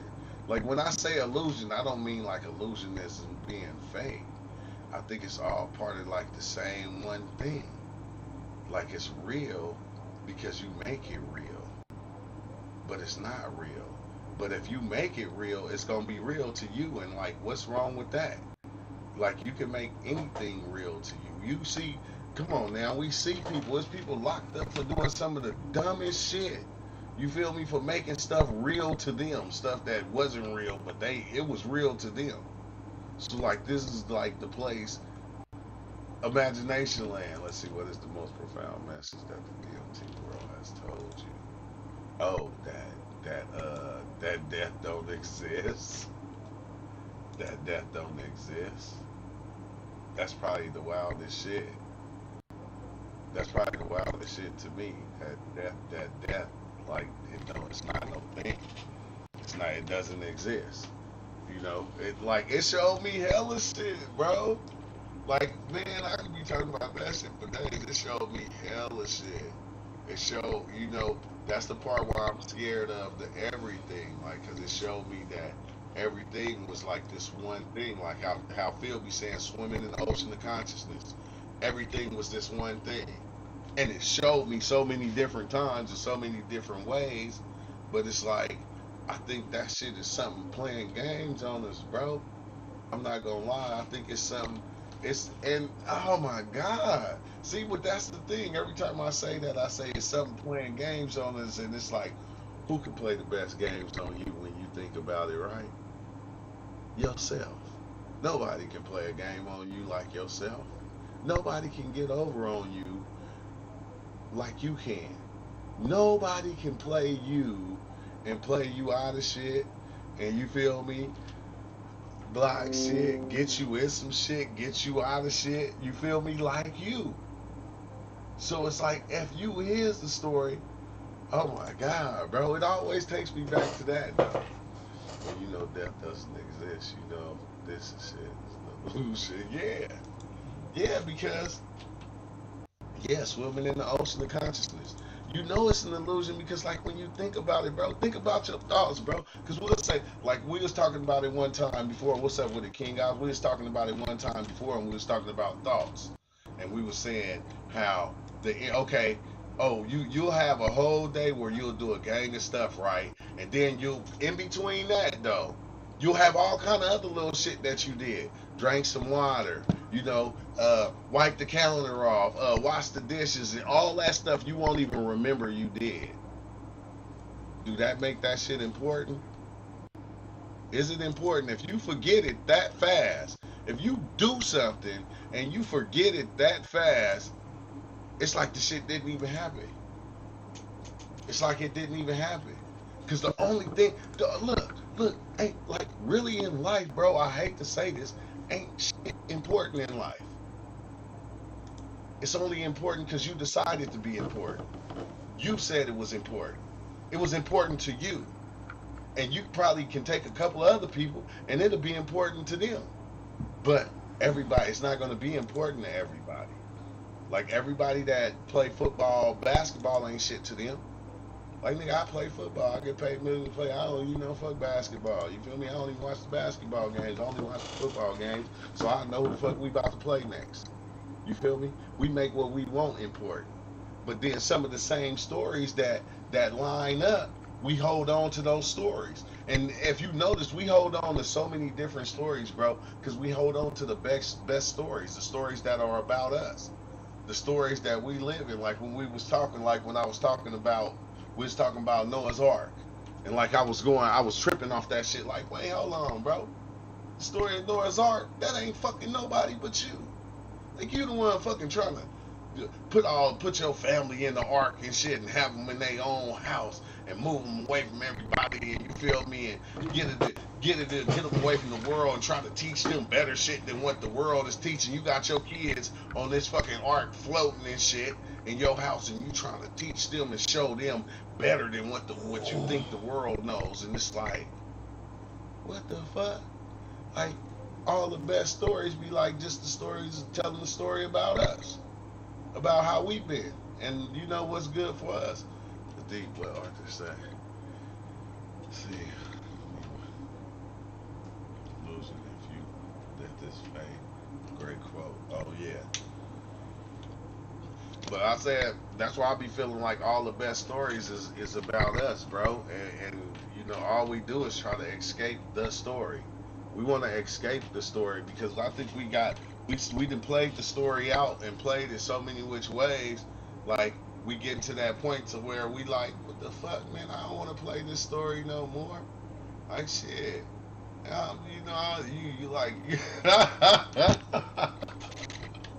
yo, that shit is crazy, bro. When I keep thinking of Noah's Ark, and you know, and you go out and you fucking trying to build this fucking house and shit for your family to live on, you feel me? So you can keep them out of certain situations and keep them away from shit and protect them and teach them all these different things. So when you let them back in the world, you feel me? I'm like, what the fuck, bro? Every fucking story. But every story is like the same fucking story being told a different way. And then you wonder why most of the stories we adapt to them and like why we grab most of the stories. because it be like some shit we already living in our life. You feel me? It be some weird shit that we already going through, that we already experienced. You feel me? And then sometimes it don't be no shit we experienced. Them motherfuckers gave us the story of Jesus and told us about Judas. Soon as we got the Judas story, we start seeing Judas around us. We said, shit, look, Judas right there. This, I don't even know why this nigga hate me. You feel me? But Judas, and we got a Judas. Everybody got a Judas in their story. Got a Peter and all these fucking bullshit names. But they just took these same stories and made it into a story that they knew we was going to adapt to, because it's a story that we all live in. We all live in these same stories, and we living them out. We searching for the same feelings, for the same fucking, the same shit that it's like the time changed, but the story, like, even like we might mix the stories up a little, but we still do everything like the same fucking way, bro. Like, we ain't really changed shit. We ain't changed nothing. That's how come ain't shit fixed, because you can't fix shit. How you gonna fix hate? You gonna fix hate? You can't fucking fix hate. Hate is doing exactly what the fuck hate's supposed to be doing. You feel me? You ain't trying to fix love, and love creates hate. No, everybody want to fix like the shit that can't be fixed, bro. It's shit that can't be fixed. That's just gonna be that way, huh? Okay, when I'm done. I know when I'm done. Bedtime ain't till 8. Before you go to bed, I'm gonna read it to you. Okay? Yeah, can you read it? Can you read it until 9? Yeah, until, that's what I'm saying. It's 7:30. 7:39. Okay. Now it's 7:40. Alright. I forgot what I was gonna say. I'm about to just open up about to just open up the Discord. See, doctor. Someone can experience anything you want that's capable in this physical from creating this experience literally, but it doesn't truly exist. And that's some fucking weird shit though, bro. Like, Arthur, that fucks me up, because you the one creating the shit. You the one making it go. You, like, I said, damn. I said, I said, okay, so the energy that we putting out, what does it feed? It's feeding us. It's feeding each individual, no matter what that energy might be. You feel me? Whatever you might think might be the best thing for you in your life, you're going to feed yourself with that energy of doing that right there. It don't matter what it is. I said, God damn, I said, so it's like we in a loop, bro. It's like we looping ourselves. But I don't think that's, I think it's got to be something beyond that, because it has to. That can't be the answer. That can't be the, because if it is, bro, that's too fucking special. That's too fucking special of a place. There's billions of motherfuckers, trillions of people that didn't live and then came through this shit. And you're trying to tell me that every single person that lived, that came through, was their own universe, like they own thing in this thing. You feel me? Because, like, I don't know, bro. That shit is fucking scary. During the peak of the end of our human experience, just like the dinosaurs. You think so? I don't think so. I don't think so. We gonna make it to where we gonna survive this motherfucker, despite what, bro? We gonna make it to where we gonna make it through everything in this motherfucker. We not fista. We're not. We gonna make it through everything, bro. That's what the hell we gonna do. We gonna make it to where we gonna, cause I don't think anything really exists. Especially if everything is all like in the mind, bro. It ain't real like that. So it's gonna always exist. It's like it's no way it can be destroyed, right? Okay, I was watching fucking what's the name, right? Like, I always go back to this because that shit, I had to watch it again last night, bro. Imagination Land on South Park. Half the shit I didn't even know that I missed when they said, okay, we gonna blow up Imagination Land and everything, and the imaginary people was like, nah, they're gonna blow up Imagination Land. When they blew that shit up, bro, everything was just white. And who popped back in? The only real person that was in Imagination Land, Butters. He popped back up and he started creating people all over again. He started creating everybody all over again because It never was a place. It never was like a real thing. It was created in the mind of something, whatever that thing is, I don't know. But it was created in the mind of something, and you know everything in your mind is not like it is out here. It's just not. It's not the same structure. You can create anything in your mind. So if this shit was to get blown up, and everything did cease to exist, whatever that thing is that's making it, it's gonna think of something else. Something else is gonna just happen. Like instantly, something else is gonna happen. Like it's not gonna stop. Like instantly. And I think we did that probably like a few times, bro. We probably did self-destructed everything and came all the way back around. You feel me? And it started it up again. Because if you think about it, every single person that dies, the world dies with them. You feel me? Every single person that dies, the world dies with them. Period. Like, that's another thing that's fascinating to me is the fact that if I was to die right now, nigga, I'm taking all y'all with me. You feel me? Because I can't come back to here. Like, they can say our spirit can come back or whatever that is, and maybe. But still, though, when I go, nigga, everybody coming with me. You see? You ain't got no way around it. You got to go with me. Because when my lights is out, nigga, it's darkness for everybody. That's the part that's wicked to me, too, is the fact that every individual, bro, is living they like Armageddon or some shit. Man, them look like truffles. Man, them better not be no truffles. Oh, nah. I thought them was some truffles, Wild Man Ninja. Let me open up the Discord. I'm tripping. And how to like grow up to be a great adult, but at the same token, he's like teaching you the simple fundamentals of it. You gotta be a man. Beat up everybody. Don't take No, he's just he's teaching you the simplicities of it. Oh yeah, we're gonna come back to them. We're gonna come back to them. But yeah, nah, like I was saying though, like that is trippy though, bro. Because every time I hear the story of death or I hear people saying that the world is gonna get destroyed, I said, damn. I said every person that passed, when they die, the world gets destroyed. The world gets destroyed every couple minutes, bro. Because that shit is done.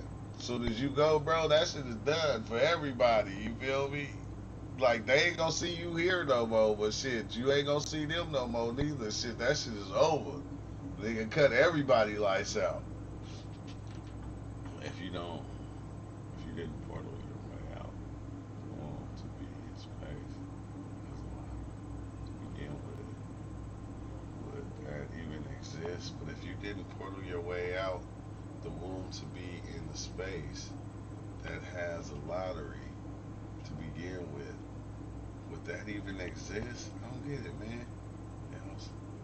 Yeah, if I was to die today, I feel like I'm bringing everybody's experience with me in a sense. That's what I be feeling like, bro. That's what I be feeling like.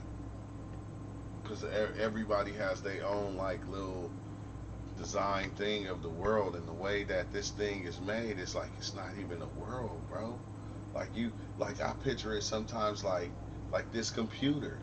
Like, this is not a world in this computer, but look how many things we can pull up and we can look at it and we can examine. Just on this computer, on this flat screen right here. On this flat screen, I can pull up, look, I can look at these mushrooms right here. You know, I can look at people talking. I can look at this Mickey Mouse shit. I can look at all these different things. But it's all still right here on this computer. On this computer, and like we don't think like it's something out there that's way fucking what's the name than that, man. That's way advanced than that. That's making this right here. And that shit is on what's the name? Man, don't be clowning on Russell, bro. Russell went ham the other day. But what's up with it, Exile? What's up, Multi-Mac? I don't remember you, bro. But yeah, what was we talking about? Nigga said, Wussel. I'm Wussel Westbrook. Go. You ain't fist. You about to vape? Hey, but yeah, that's fucking crazy, bro. Hey, when you go, everybody gotta get in the car because everything goes dark. There's no stopping it. They can't stop it. You can't stop it. It's just the way it is. It's just the way it is. Oh, shit, look, the true life story. I've been working on these weird shirts, bro, right now. Trying to come up with different ways to do these shirts. This one came out pretty good, though. I'm smoking Idica. Idica. But yeah, I think that and I think everybody see that God thing is. I think that shit is the same thing, bro. You can name it so many different types of ways, like so many different types of ways.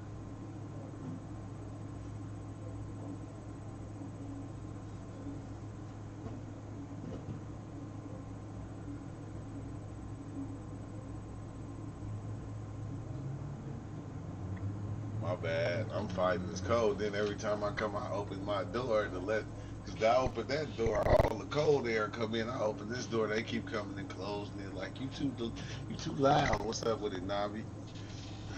What's up with it? I forgot what was we. Okay, where was we at? What was we talking about? Oh yeah, we was talking about how this shit keep rolling, bro. How this shit keep rolling. So it's like you gotta basically find your niche. Whatever your niche is, I don't know what the fuck that shit might be. You, yeah, that's what I use, weed maps. You might just be a blunt roller. You might just roll blunts for people. Use your niche and continue your niche, bro.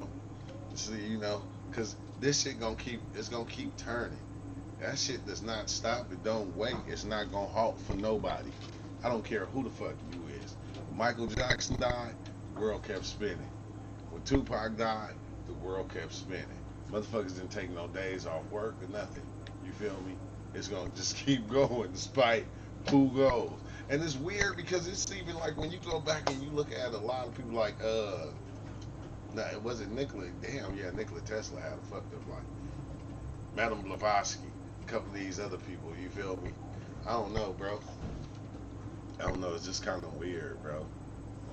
Because despite who came and did it, it still was the same outcome. It's always gonna be the same outcome. So, like I be saying, I think we here just to make it comfortable. You feel me? I'm just here to make the ride a little bit more comfortable for you. you, you just here to make the ride a little bit more comfortable for me.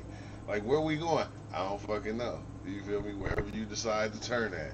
But I'm just a pillow. You feel me? That's it. I hate going to the clinics though. Feel janky. Yeah, I damn sure not going, bro.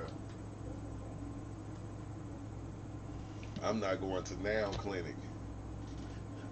I'm a clinic right here. You feel me? I'm gonna drink some. I've been drinking the lemon shit like Phil been telling me and shit. Putting lemon juice and shit. I said I ain't even yeah, I'm here. And then I'm gonna just take me some mushrooms and see if it can kick it out. And see if the mushrooms how they work with a cold. Let me see if they ready in here though. Not eat. They're the two-way humidifier regulators. You put them in your jars to like make your weed kind of like good. Ooh. Right? To keep them like Moist. just like Almost, yeah. whatever they call it, so it don't You don't dry want out. your weed to get so dry, but if it does start humidifying the humidness, if it evaporates any of it, it absorbs. That perfect But level. check this out. I'm not talking about my weed. This is a new one. This one's been in my DMT jar. What? It's fucking wet as a motherfucker. It smells straight like mothballs. Oh, It soaked all up. It soaked it all up. I guess my DMT's been getting, you know what I mean? Like Oh it's like wow. a mine. My DMT is like. So did real it soak it up to the point to where the DMT is like no good no more? No, that's the thing. This soaked up all the hydrated particles of water of H2O and my DMT. So now I'm busting it open. So now I got a couple of jars. I got 2 jars. These 2 jars of my DMT here, man. Oh, these are gonna be so perfect now. Oh, dang. It's like a curing process, you see, and they've been curing for me, and oh man, it's exciting to open up because I'm rolling a blunt. I can't wait to put a little bit in my blunt here. But man, which one should I use? Oh, let's look at them. Oh, I gotta look at them. It'll be fun. So here we go. It's kind of like an Option A. Let me see what this one. This one's gonna be like pure, like just straight. Oh, one pull, one big, beautiful batch of. Oh, it's gonna be yellow and crisp. Oh yeah. Oh yeah. Do you have a name for it? Damn, I call this one the golden the golden. A honey pot. I call this Eddie Murphy's the golden job. Oh, you. Oh wow. Oh, that's good. It's ready to go. I can't wait. I'll put a little bit in the blunt. Now I got this other batch of. Oh, this is the crimson. This is this shit right here. This shit right here. This is some Cat Williams. This Is is it some Cat Williams. Every day I've been hustling for this shit. Oh, that's that champagne upon champagne. That's it. That's a shit ton. That's a mixture of so much DMT that I've been collecting over like, oh, I don't even know. Let me tell you. Oh my God! Nobody gets to smoke that but me. Just Is kidding. that acacia? Is it acacia or is it the other kind? No. This is a mixture of a lot of natural. This is a lot. This is. I don't even know if you guys understand what this is. How many batches have gone into that one pot? That's what I'm saying. This is like. How many spirits are in there? How many do you smell? Are you kidding me? This. I can't even begin to explain. Okay. So imagine you made your first pull, and then you made your second pull, and then you've made friends who've made their pulls, and then over years and years of smoking weed, you've been collecting like here. Let's think of it like this. You know Jamba Juice? Yeah. Okay. Now imagine you go to Jamba Juice, and everyone buys some Jamba Juice, but in the cup you can only pour so much, right? So there's always a little bit left in the blender. Always a little bit left in the bottom of the blender. Now that gets washed down the drain to the amateur. But for the connoisseur, that little bit that's left in the blender. You know what I'm saying? Now, over several years of blenders, think about it. That's what this is. This is DMT from years of blenders. That's the girl next door. This right here. Oh, this. Oh, smack. This right here. Oh my God. I don't know. This is like 5,000 years worth I hated of that movie. maybe 10,000. He said 5,000. No, that's like 500,000 years. Maybe like a billion. This is like a billion DMT trips right here. You gonna be in there to play? Oh damn! I need my blanket. Not gonna lie, that's my sacred jewel right here. Whee! Been blessing this with incense for years. That's that. This is that end of the time DMT. That final ritual. That final, the finale. Yeah, there's no me coming back to give you a DMT trip report at when I smoke this. This is I can only tell you I can only tell you that I've been doing this for a long time, and I can't tell what's gonna happen to me when I do smoke this, but I'm definitely gonna die. Hey, but what if you smoke it, right, and then this was the DMT trip, right?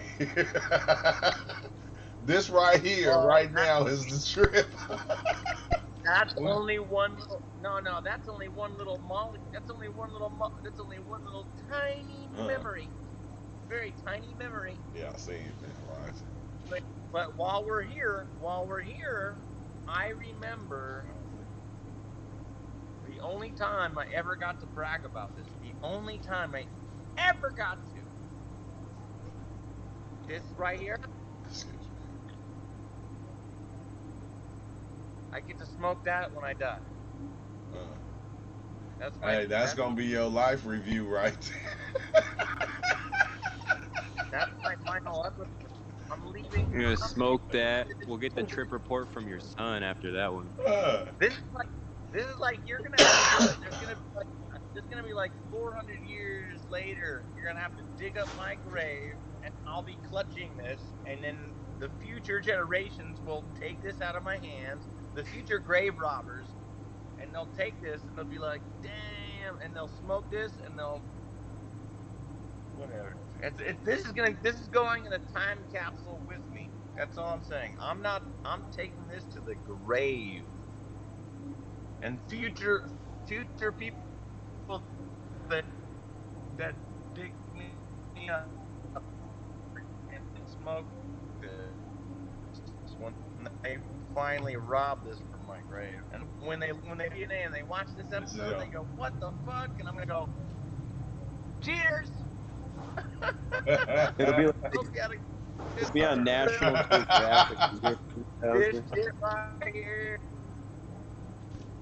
Oh my god, bro. I'm putting this up there with like it might be more precious than the Holy Grail. Fuck the Holy Grail. This shit right here. He said, "Fuck the Holy Grail." Damn, was my shit tripping? This shit right here.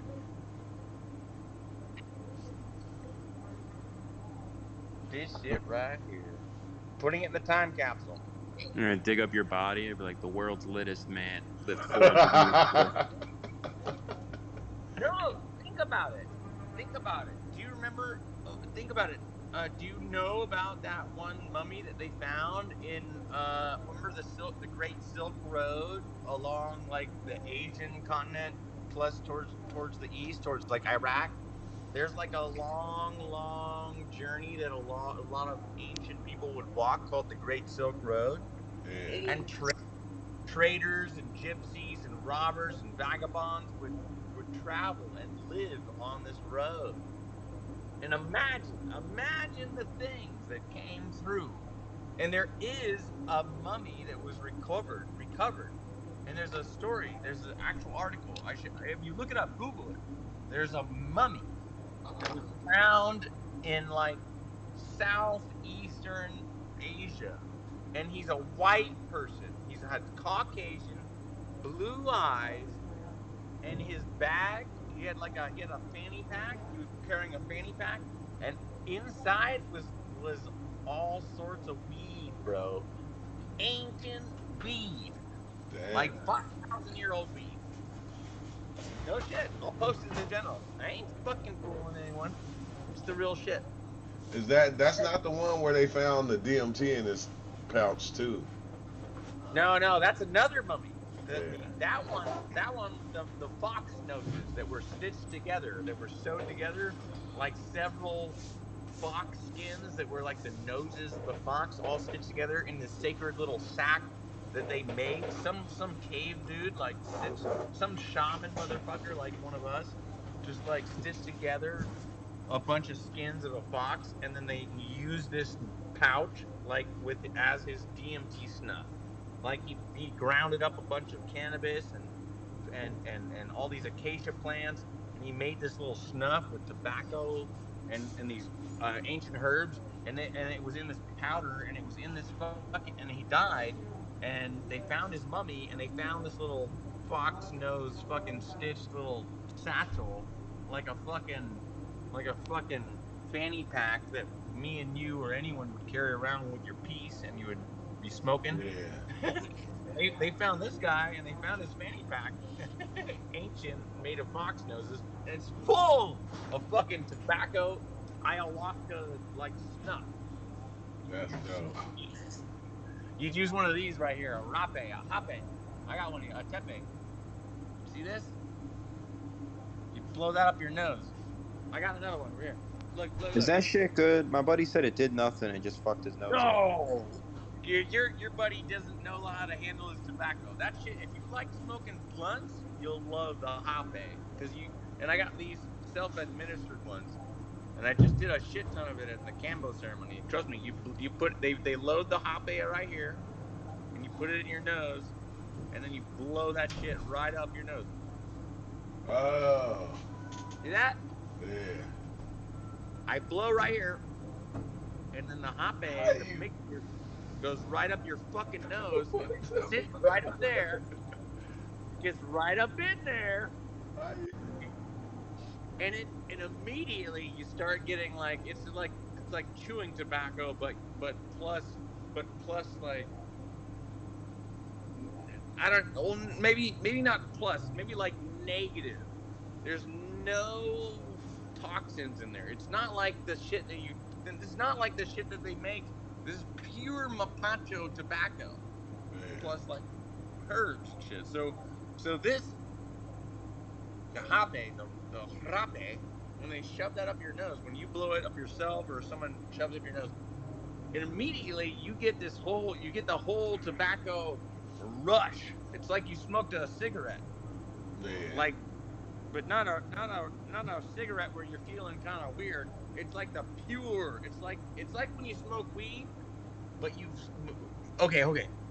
It's like for your first dab. If you've ever smoked a pure dab, it's like when you smoke weed your whole life and you have your first dab. All of a sudden, it's like you've been smoking cigarettes your whole life, but now you have your first real cigar. It's like the fucking shit's beautiful. It's the pure tobacco and whatever other mixture they got in there, and it's so good. It's so good. Oh wow. I don't know.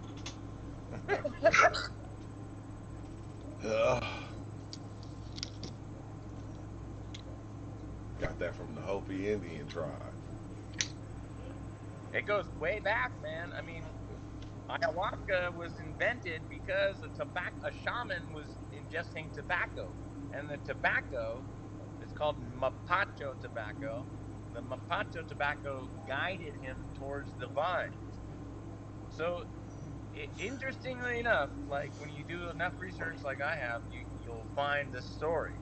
Yeah. It was the tobacco that told them about ayahuasca. Ain't that some shit, huh? Ain't that some shit? Ain't that some shit? That's fucking wow.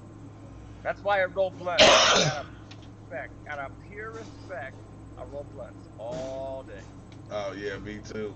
All day. I just ain't fucking with them backwoods, them gator backs. Okay, I'm done. I ain't no more backwoods ever again.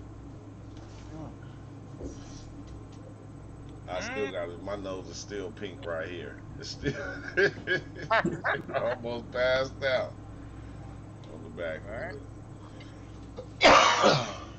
You got good flavor, but they're so harsh. Yeah, I think that's what it was. The harshness of it. I don't don't know, y'all. But I gotta go. I'm about to go lay the fuck down, bro. Oh man. I went as long as I could. I'm like going. I'm like, what the fuck? I just begun to roll my blunt. Yeah, it's sixth season. I can't. Hey, I'm about to do a mushroom ceremony here. One of the first real legal ones out here. Santa Cruz. Huh? In Santa Cruz, we're about to do legal mushroom ceremonies. Yeah, I know you sent me the little link. I was checking that shit out. Yeah, I did the combo ceremony already, and now I'm doing the mushroom ceremony. And pretty soon. Yeah, because that's the only thing I was always worried about in doing the ceremony is like, you know, I want to be legit, bro. Yeah. I don't want to be somewhere where, you know, we kind of get in trouble or some shit can happen. Well, this is what I'm talking about. Huh? I mean, it's really fun that I don't have to do this. I don't just have to. I don't just have to do this alone in my house anymore. Just my little apartment here. I don't have to just get high. I can go do this legally with a bunch of friends, man. Yeah. So, Santa Cruz, we got it all decribbed. I know. I seen that the other day, Theo. That's lit. Yeah, right on. So I'll give you a report next time we're live. All right, on this Saturday, I'm going deep with a whole sound bath. Mushrooms plus sound breathing, the bath with the crystals and the whole. Yeah. It's gonna be lit. I'll tell you about it next time. You said I'll tell you about it. Now you better make a video so we go on your channel and watch it. You gotta make a video so we can be able to go see that shit. It's so new, I might not be able to videotape. Only a little bit, maybe. But I mean, you know me, I love to sneak my camera in there and get a couple. Yeah, like when you get off to yourself in certain spots. Do a trip report. In certain spots, you get off to yourself. I ain't saying mess up the whole little organization, but you know, like, bro, that should be amazing. That should be amazing. I'll tap in, Booker, when I'm deep. I'll tap in and I'll be there with you, and I'll send you the video link of when I'm feeling it too, man. All right? Oh, that'd be dope. That'd be dope. Yeah, I'm about to head out, y'all. I'm not sleeping on that. I'm sleeping in the bed today. You got me fucked up. I was freezing like a motherfucker. Sounds good. Yeah, I gotta get some rest out. But all right, I'll see y'all tomorrow. We'll be back on at in the morning at 8. At 7 in the morning, so yeah. All right, thanks, Wow Man, Philster, Block, Alley Cat, UL. Peace out. Peace. Thank everybody on YouTube, man. I'm sorry, I ain't feeling it right now, but I had to come do a live because I said I don't want to break the schedule. The show must go on, so despite what's going on, I gotta come and I gotta drop a live because I said to myself that's what I'm gonna do. So yeah, I'm about to go take me some mushrooms, King, and I'm about to lay back. So I'll probably be hitting you in a little bit, bruh. Watch, I'll be hitting you in about an hour or two, like, nigga. Nah, I'm good, but all right, y'all.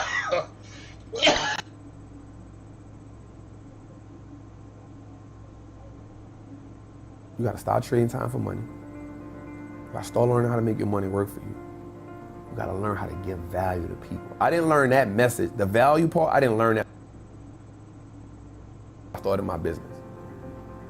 And I was like, man, I have never heard nothing like that. You gotta have a dream. The School of Greatness. Really? Yeah. Please welcome Lewis House. When did you realize that you were gonna start learning about financial literacy, and then what did it look like when you got out? Oh man, so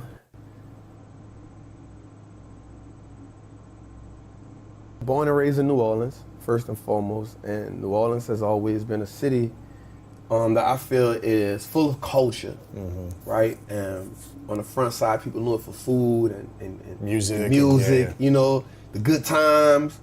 But there's a part of New Orleans that also is on the other side that gets a lot of light, which is it being a murder capital, high crime, right? A lot of poor, a lot of underdeveloped people, financially, just in so many different ways. And so I grew up in that. Saw my mom's get shot when I was 9 years old. Saw her get shot. I saw her get shot when I was like 9. Wow. Maybe like 100 yards away from me. Wow. So immediately I had a connection and understanding of violence. Right, so at 9 years old, kind of like when I got older, like I now think about how that played in my brain over and over and over again. And so, when a kid sees violence at an early age in the family, what does that do to the kid? Does it normalize it? Does it make them want to be more violent, be less violent, like and run away from it? What happens? So what it did for me was it did two things. One, it made me realize that violence in my environment was a necessary evil. To do what? Protect yourself. Protect whatever. Like, if anything happened, violence was now the first result. No matter what that violence looked like, whether it was fighting, whether it was shooting, whether it was like, okay, if someone can shoot my mother, wow, then they can shoot me. So now I'm automatically in protect mode. Okay, cool, this is what it is. But also it becomes a tool for regulation. Like you start understand like, okay, like violence is what gives me respect. Violence is what keeps me from being a prey. Right? And so you just start to normalize it. It's like I said this to somebody before. I said, if you come to New Orleans and you're in a park and a gun goes off, if there's a bunch of kids in the park, I can almost guarantee you they won't run. They know the protocol. They know to get down, look both ways, see where the gunshot's coming from, and then go the opposite way. That is normalized. That's trauma. No kid should understand the protocol to what to do with violence. For a gunshot. Yeah. But it's like understood. Like I even knew it at a young age. I would be inside. Gunshots ring. The first thing we do, we get under the bed. Wow. You know what I'm saying? Like this is understood. So it's like in school they teach you like when stop, drop, and roll. Yeah. It's like when there's a tornado warning, a siren. It's like here's what to do. This is what you do. So it's like a survival handbook, but in real time. And you also see that no age limit is off limits to getting killed. Wow. Because young kids are getting shot up. Yeah, like it's happening. So you start to understand like, okay, this is my environment. Me seeing guns, me seeing drugs, prostitution. All right, cool. This doesn't scare me no more.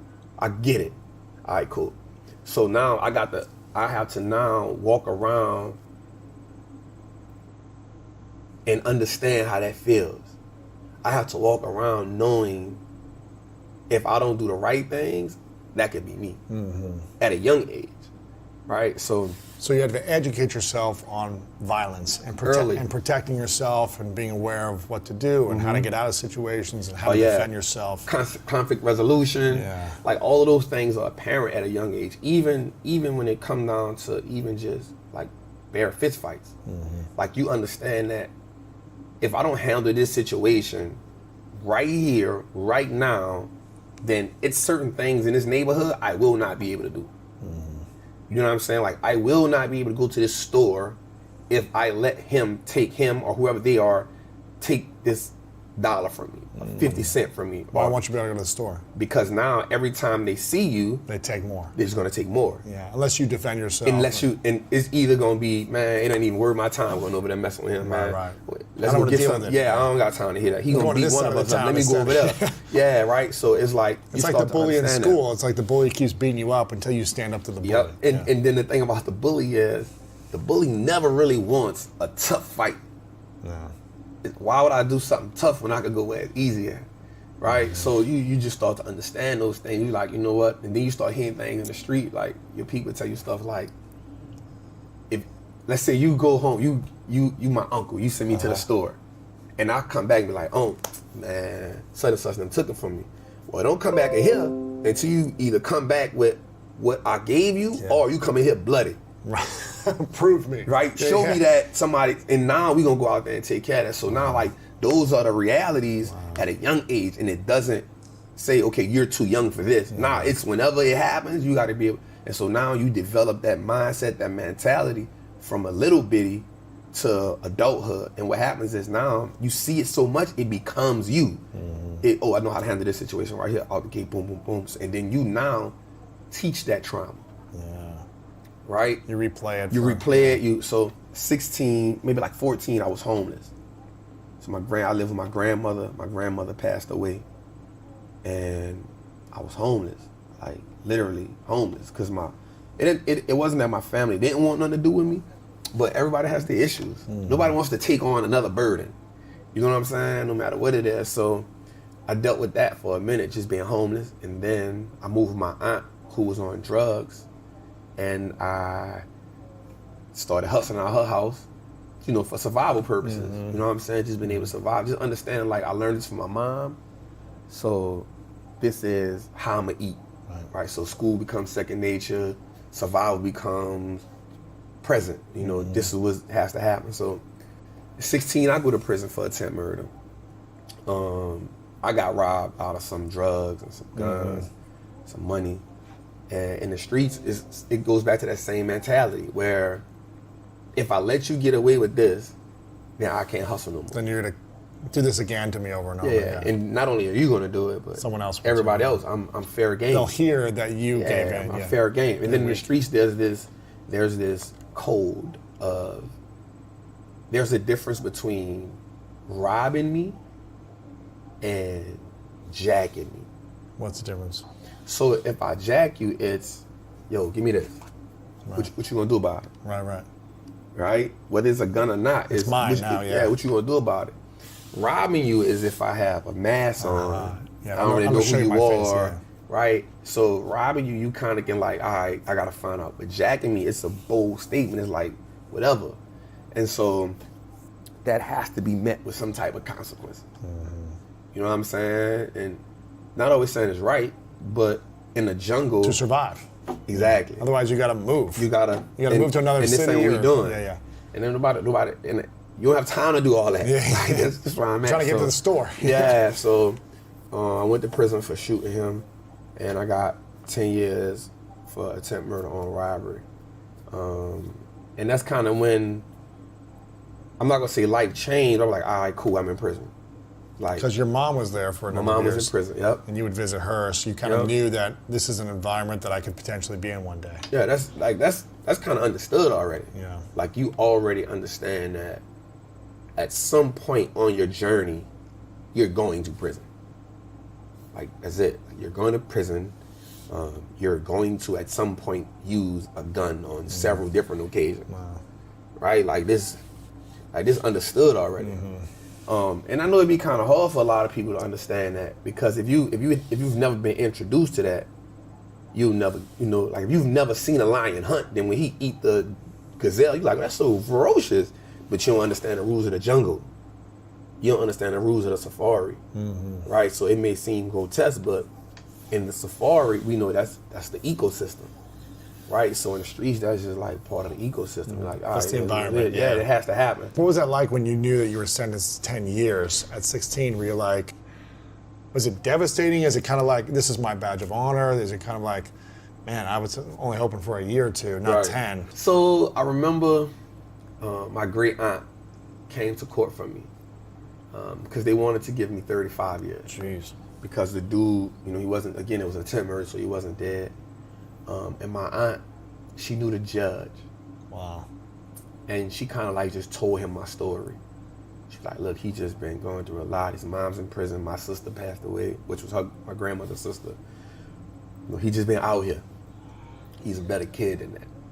He just, so he actually gave me, he came to me and he said,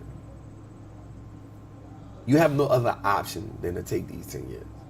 I'm not asking you, do you want to take them? You're going to take them. You're going to take these 10 years, right? And the DA was like upset about that, right? Because here's an opportunity to take, again, and I'm not saying he's mad, but here's an opportunity to take somebody off the streets in a city that's plagued with crime for shooting somebody. Like, he has to go. So in my mind, I was just like, because I had saw it so much, I was kind of numb to it. It was like, all right, how much they gonna give me? Right? And I kind of, to be honest with you, the 10, I was like, all right, cool, this is a cakewalk. Wow. Think about it. 16, 10 years, I'm already like, okay, 25, 26, I'll be home. That's cool. Wow. But let me tell you something that's crazy. Let me tell you something that's absurd. In prison, you will hear people say, well, I could do another 5, 10 years. Oh my gosh. Yeah. I was that person. At about age 19, I was like, yeah, I still got another 10. I could do another 10-year bid. Well, why like, though? Why? Because you don't see no other way. Right? Like, you kind of have to mentally put yourself there, yeah, otherwise you go crazy, I guess. You kind of feel like, one of the things that you don't see a lot in those communities, you got to remember, we financially and they just underdeveloped. Yeah. Education, education, financial literacy. We underdeveloped coming up in that. Everybody you see is in survival mode. Nobody is thriving but the drug dealers, the rappers, and the people that play sports. Yeah, that's it. That's it. Maybe a couple of musicians. Yeah. And if you can't play sports, or if you can't make it rapping, then all the power is now in the drug dealers or in the criminals. Right? You see them living the life they want. And everybody that you see going to work, they barely making it. Right? You know people with 2 jobs. You know people with 3 jobs. And all you see them doing is coming home whooped. They still struggling. So you like, I'm not about to do that. If I'm gonna live a life, at least let me have some fun. At least let me do some of the things I want to do. And so in your mind, you're like, if this is the alternative, well, hell with it, this what it is. Right? And so you just accept it. And so when you accept that life, you know what come with it. Right? And so you mentally prepare yourself like, all right, well, you ain't here for murder, you ain't here for attempt murder, you ain't here for armed robbery, you ain't here for selling drugs. Man, like, well, you messed up at? What you did wrong? So now y'all start swapping stories. You know, he telling you what he messed up at, he telling you what he did wrong. You're like, okay, well, I can get better. If I just don't make this mistake, then don't do this. So you learning real time from somebody who may have 99 years, 240 years, life, the death penalty. Like you may be learning what not to do when you get what not to do, where they messed up at. And remember, experience is the best teacher in anywhere in life, right? What mistakes did you make? Okay, cool, that's what you did wrong? Got you. I'm gonna take mental note of that. And you gotta think, over the course of 2, 3, 4, 5, 6 years, you sleep on the side of somebody, you learning the game, and in your mind, you just like, I'm about to go home and be better at this than what I was before. So you accept the idea of, all right, cool, I could do another 10 years. Sure. I did this 10, I could do another 10. It's in me. What's safer for you? What was safer, the streets or prison? So honestly, prison saved me. Saved you. Prison saved my life. Was it safer? So I heard some stories from. It's not really. I heard some I've been stories stabbed. Yeah. I got a stab wound right here. I think it's on this arm. Yep, I got stabbed right here. I got stabbed in my back in prison. I think they both have, their shortcomments, because the thing about prison is you boxed in. So you can't run. You can't run escape. from that. You can't escape from that. And when you're in home, you can move around. You can do some things. There's advantages and disadvantages to both. For me, I know prison saved my life, because right before that situation, I had got into it with somebody. I was almost kidnapped. Like, I was literally almost inside of the trunk, and I barely got out of that, the skin of my teeth. And I literally came to prison. I really went to jail like 3 weeks later. You know what I'm saying? Which probably would eventually happen. Which was going to, so that charge that I went to prison for either saves me from going to prison for something more serious or getting killed. Right? And that's kind of always, again, that's always prison is always the lesser of two evils that you're willing to accept. Right? Because you're like, at least I ain't gone. Yeah. And you just start to accept it. And what was the moment then during prison where you learned about making money? So I had got into a fight with 2 of my homeboys. Is this like a verbal fight, a physical fight? Not physical fight. Yeah. So I got in a physical fight with 2 of my homeboys, and I go to solitary confinement. And how long? A week, 2 weeks? Nah. A day? So I got sentenced to 90 days. Ooh. In solitary confinement. That's not fun. So it's crazy, because this is where I feel like I have this thing that I say that, like, if you take a picture and you put it in a darkness, this is where it develops at. Right? And the darkness is where it develops. You don't want to expose it too early, because it'll mess up. But in the darkness is where it develops, and when it's time, when you know just right, it can be one of the most beautiful pictures you've ever seen if you let it develop in the right time.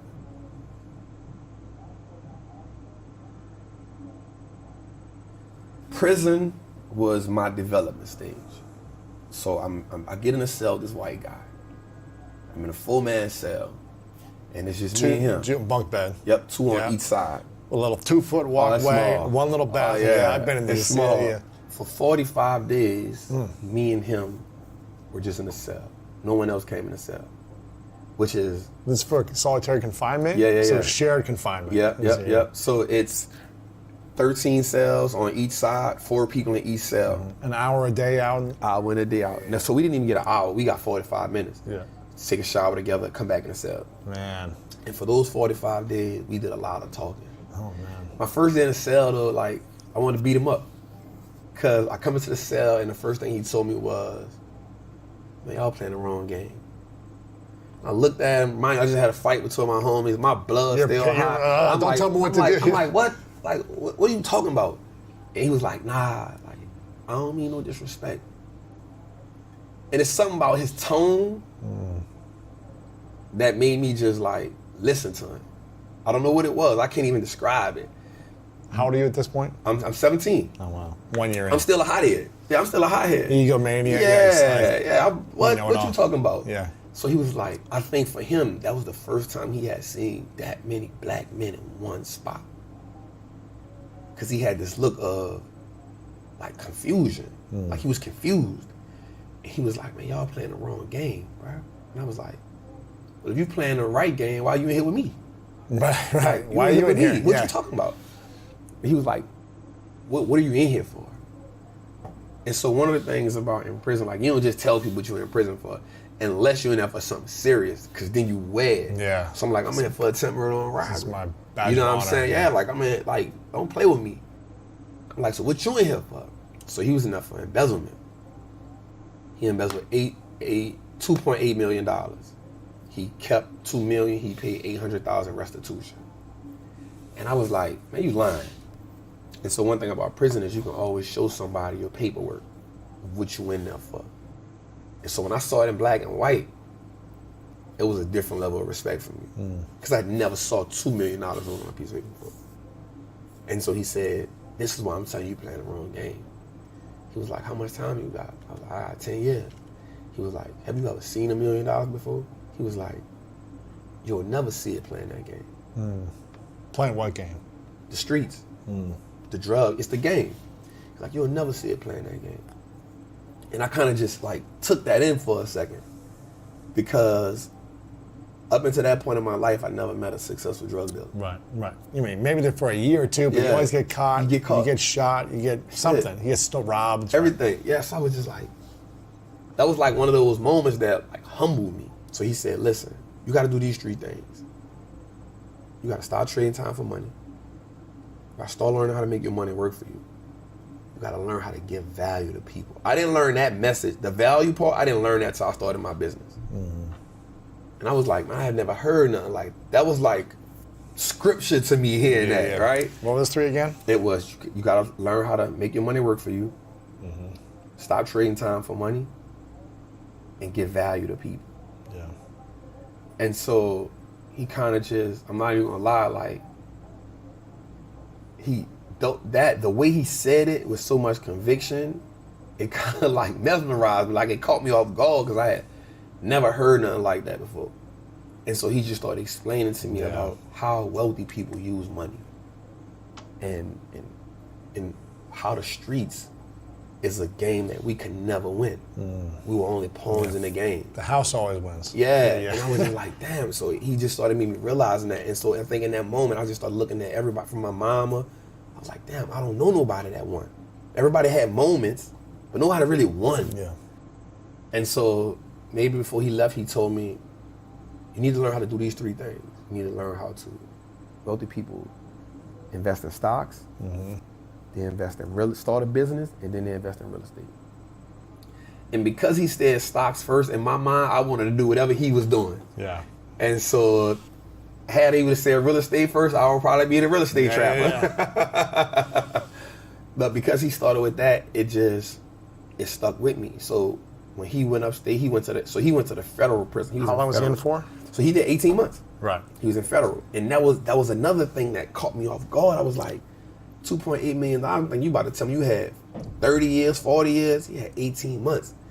And he shined light on something for me. He said, even if I was to come back, the most they could give me is 36 months this time. So even if he went home, kept the $2 million, paid $800 in restitution, so he did 18 months, kept $2 million. If he went home and did the same thing again, the most they can give him was 36 months based on those federal guidelines. Right. He still would have done less time than me, had more money than me. Right. That just blew me away. He was still doing something illegal. He was doing it illegal, right. But it's just like it was a different level. Yeah, of course. You know, I was just like, I'm playing the wrong game. He's like, you're risking your life for 30 years of prison what are you doing? where I'm risking 18 months. You're tripping. Yeah, you're on the wrong level. So that's just kind of like, that was my moment. And so I remember getting shipped upstate to prison. So now I'm in the penitentiary. At 18, you're going to I'm in prison. So I went from the Orleans Parish prison to like Louisiana State prison, like prison, maximum security. And I remember stocks. So I remember the first book I read was Rich Dad, Poor Dad. Yeah. I remember reading that, and I remember just being like blown away at the idea of what financial literacy was. And I remember thinking like, why ain't nobody never teach me this? And so then I remember starting to look at CNBC. In prison? Yeah. So prison is an odd place. You got a little TV in the Nah. So we got a day room. Yeah. So the day room there has probably like a 30-inch TV in there. So sports is number one. Right, of course. Movies, right, yeah. The news is the news, sports, The Young and the Restless, right? Victor Newman, grown men love to watch Victor Newman, right? So I could watch CNBC. And I remember watching like Jim Cramer. I was like, yo, this dude is crazy. Yeah. You know what I'm saying? And I remember just telling myself, why I don't see no black people up here? It's a lot of rich white dudes. And they not risking their life. And they was talking about numbers I had never heard of before. Yeah. Numbers I knew I could never make selling dope. Numbers I knew I could never make robbing nobody.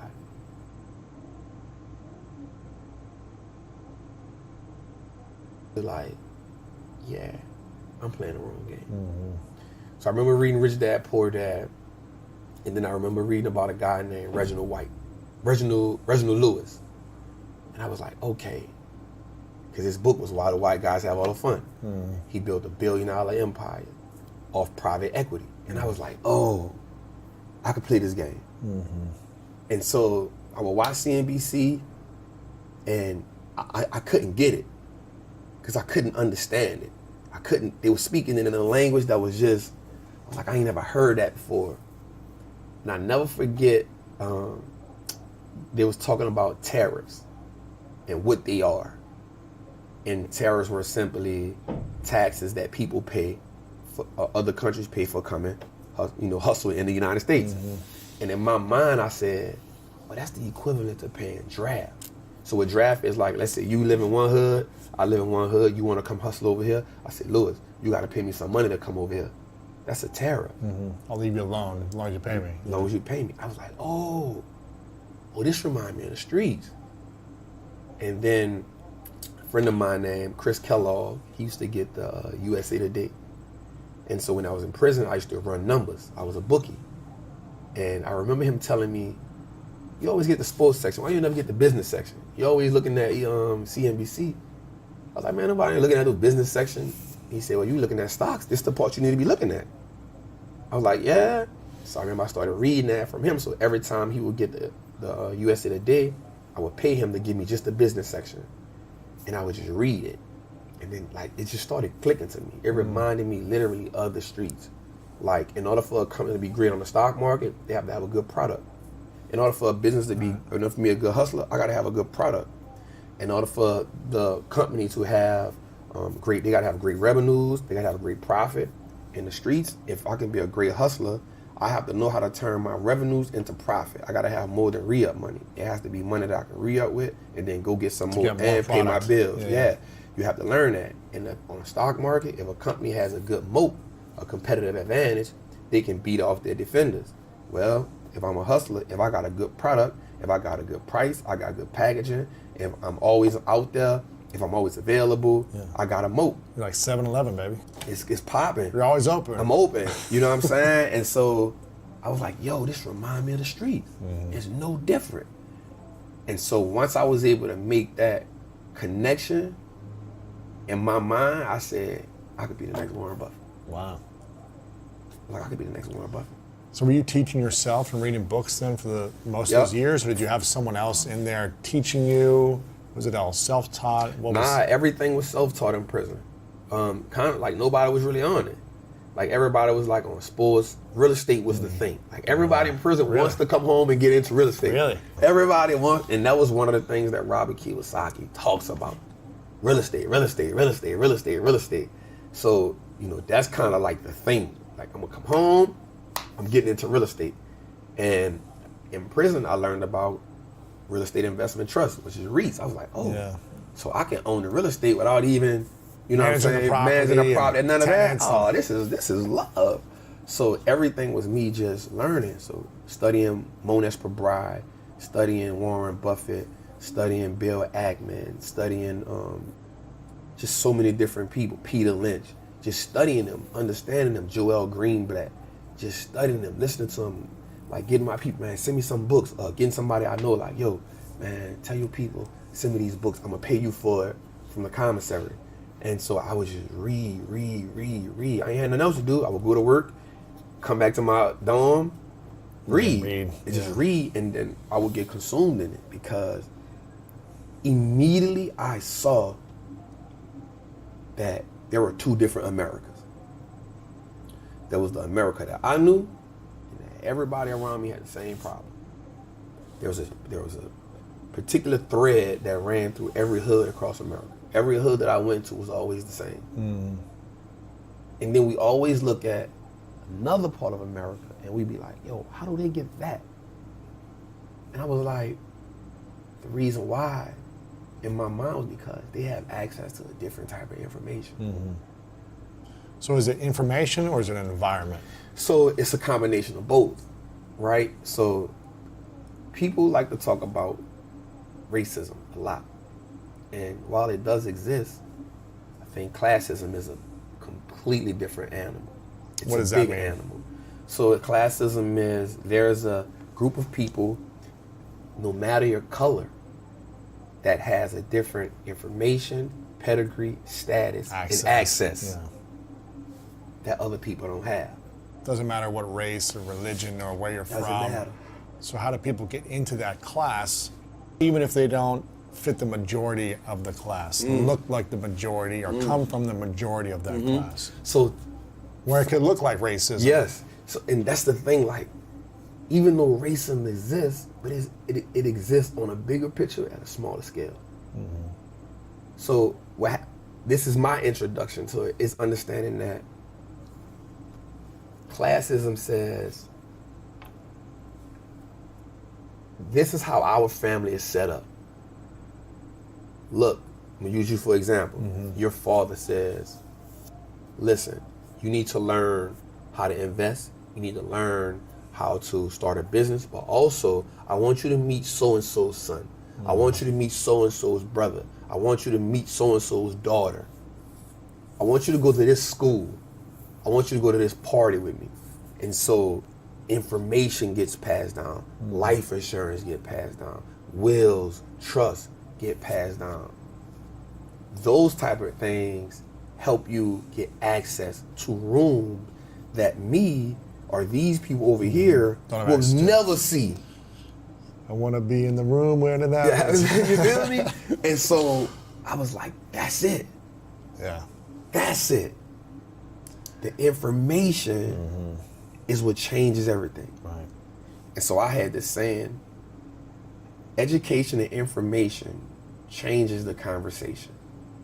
If you change the conversation, you can change the compensation.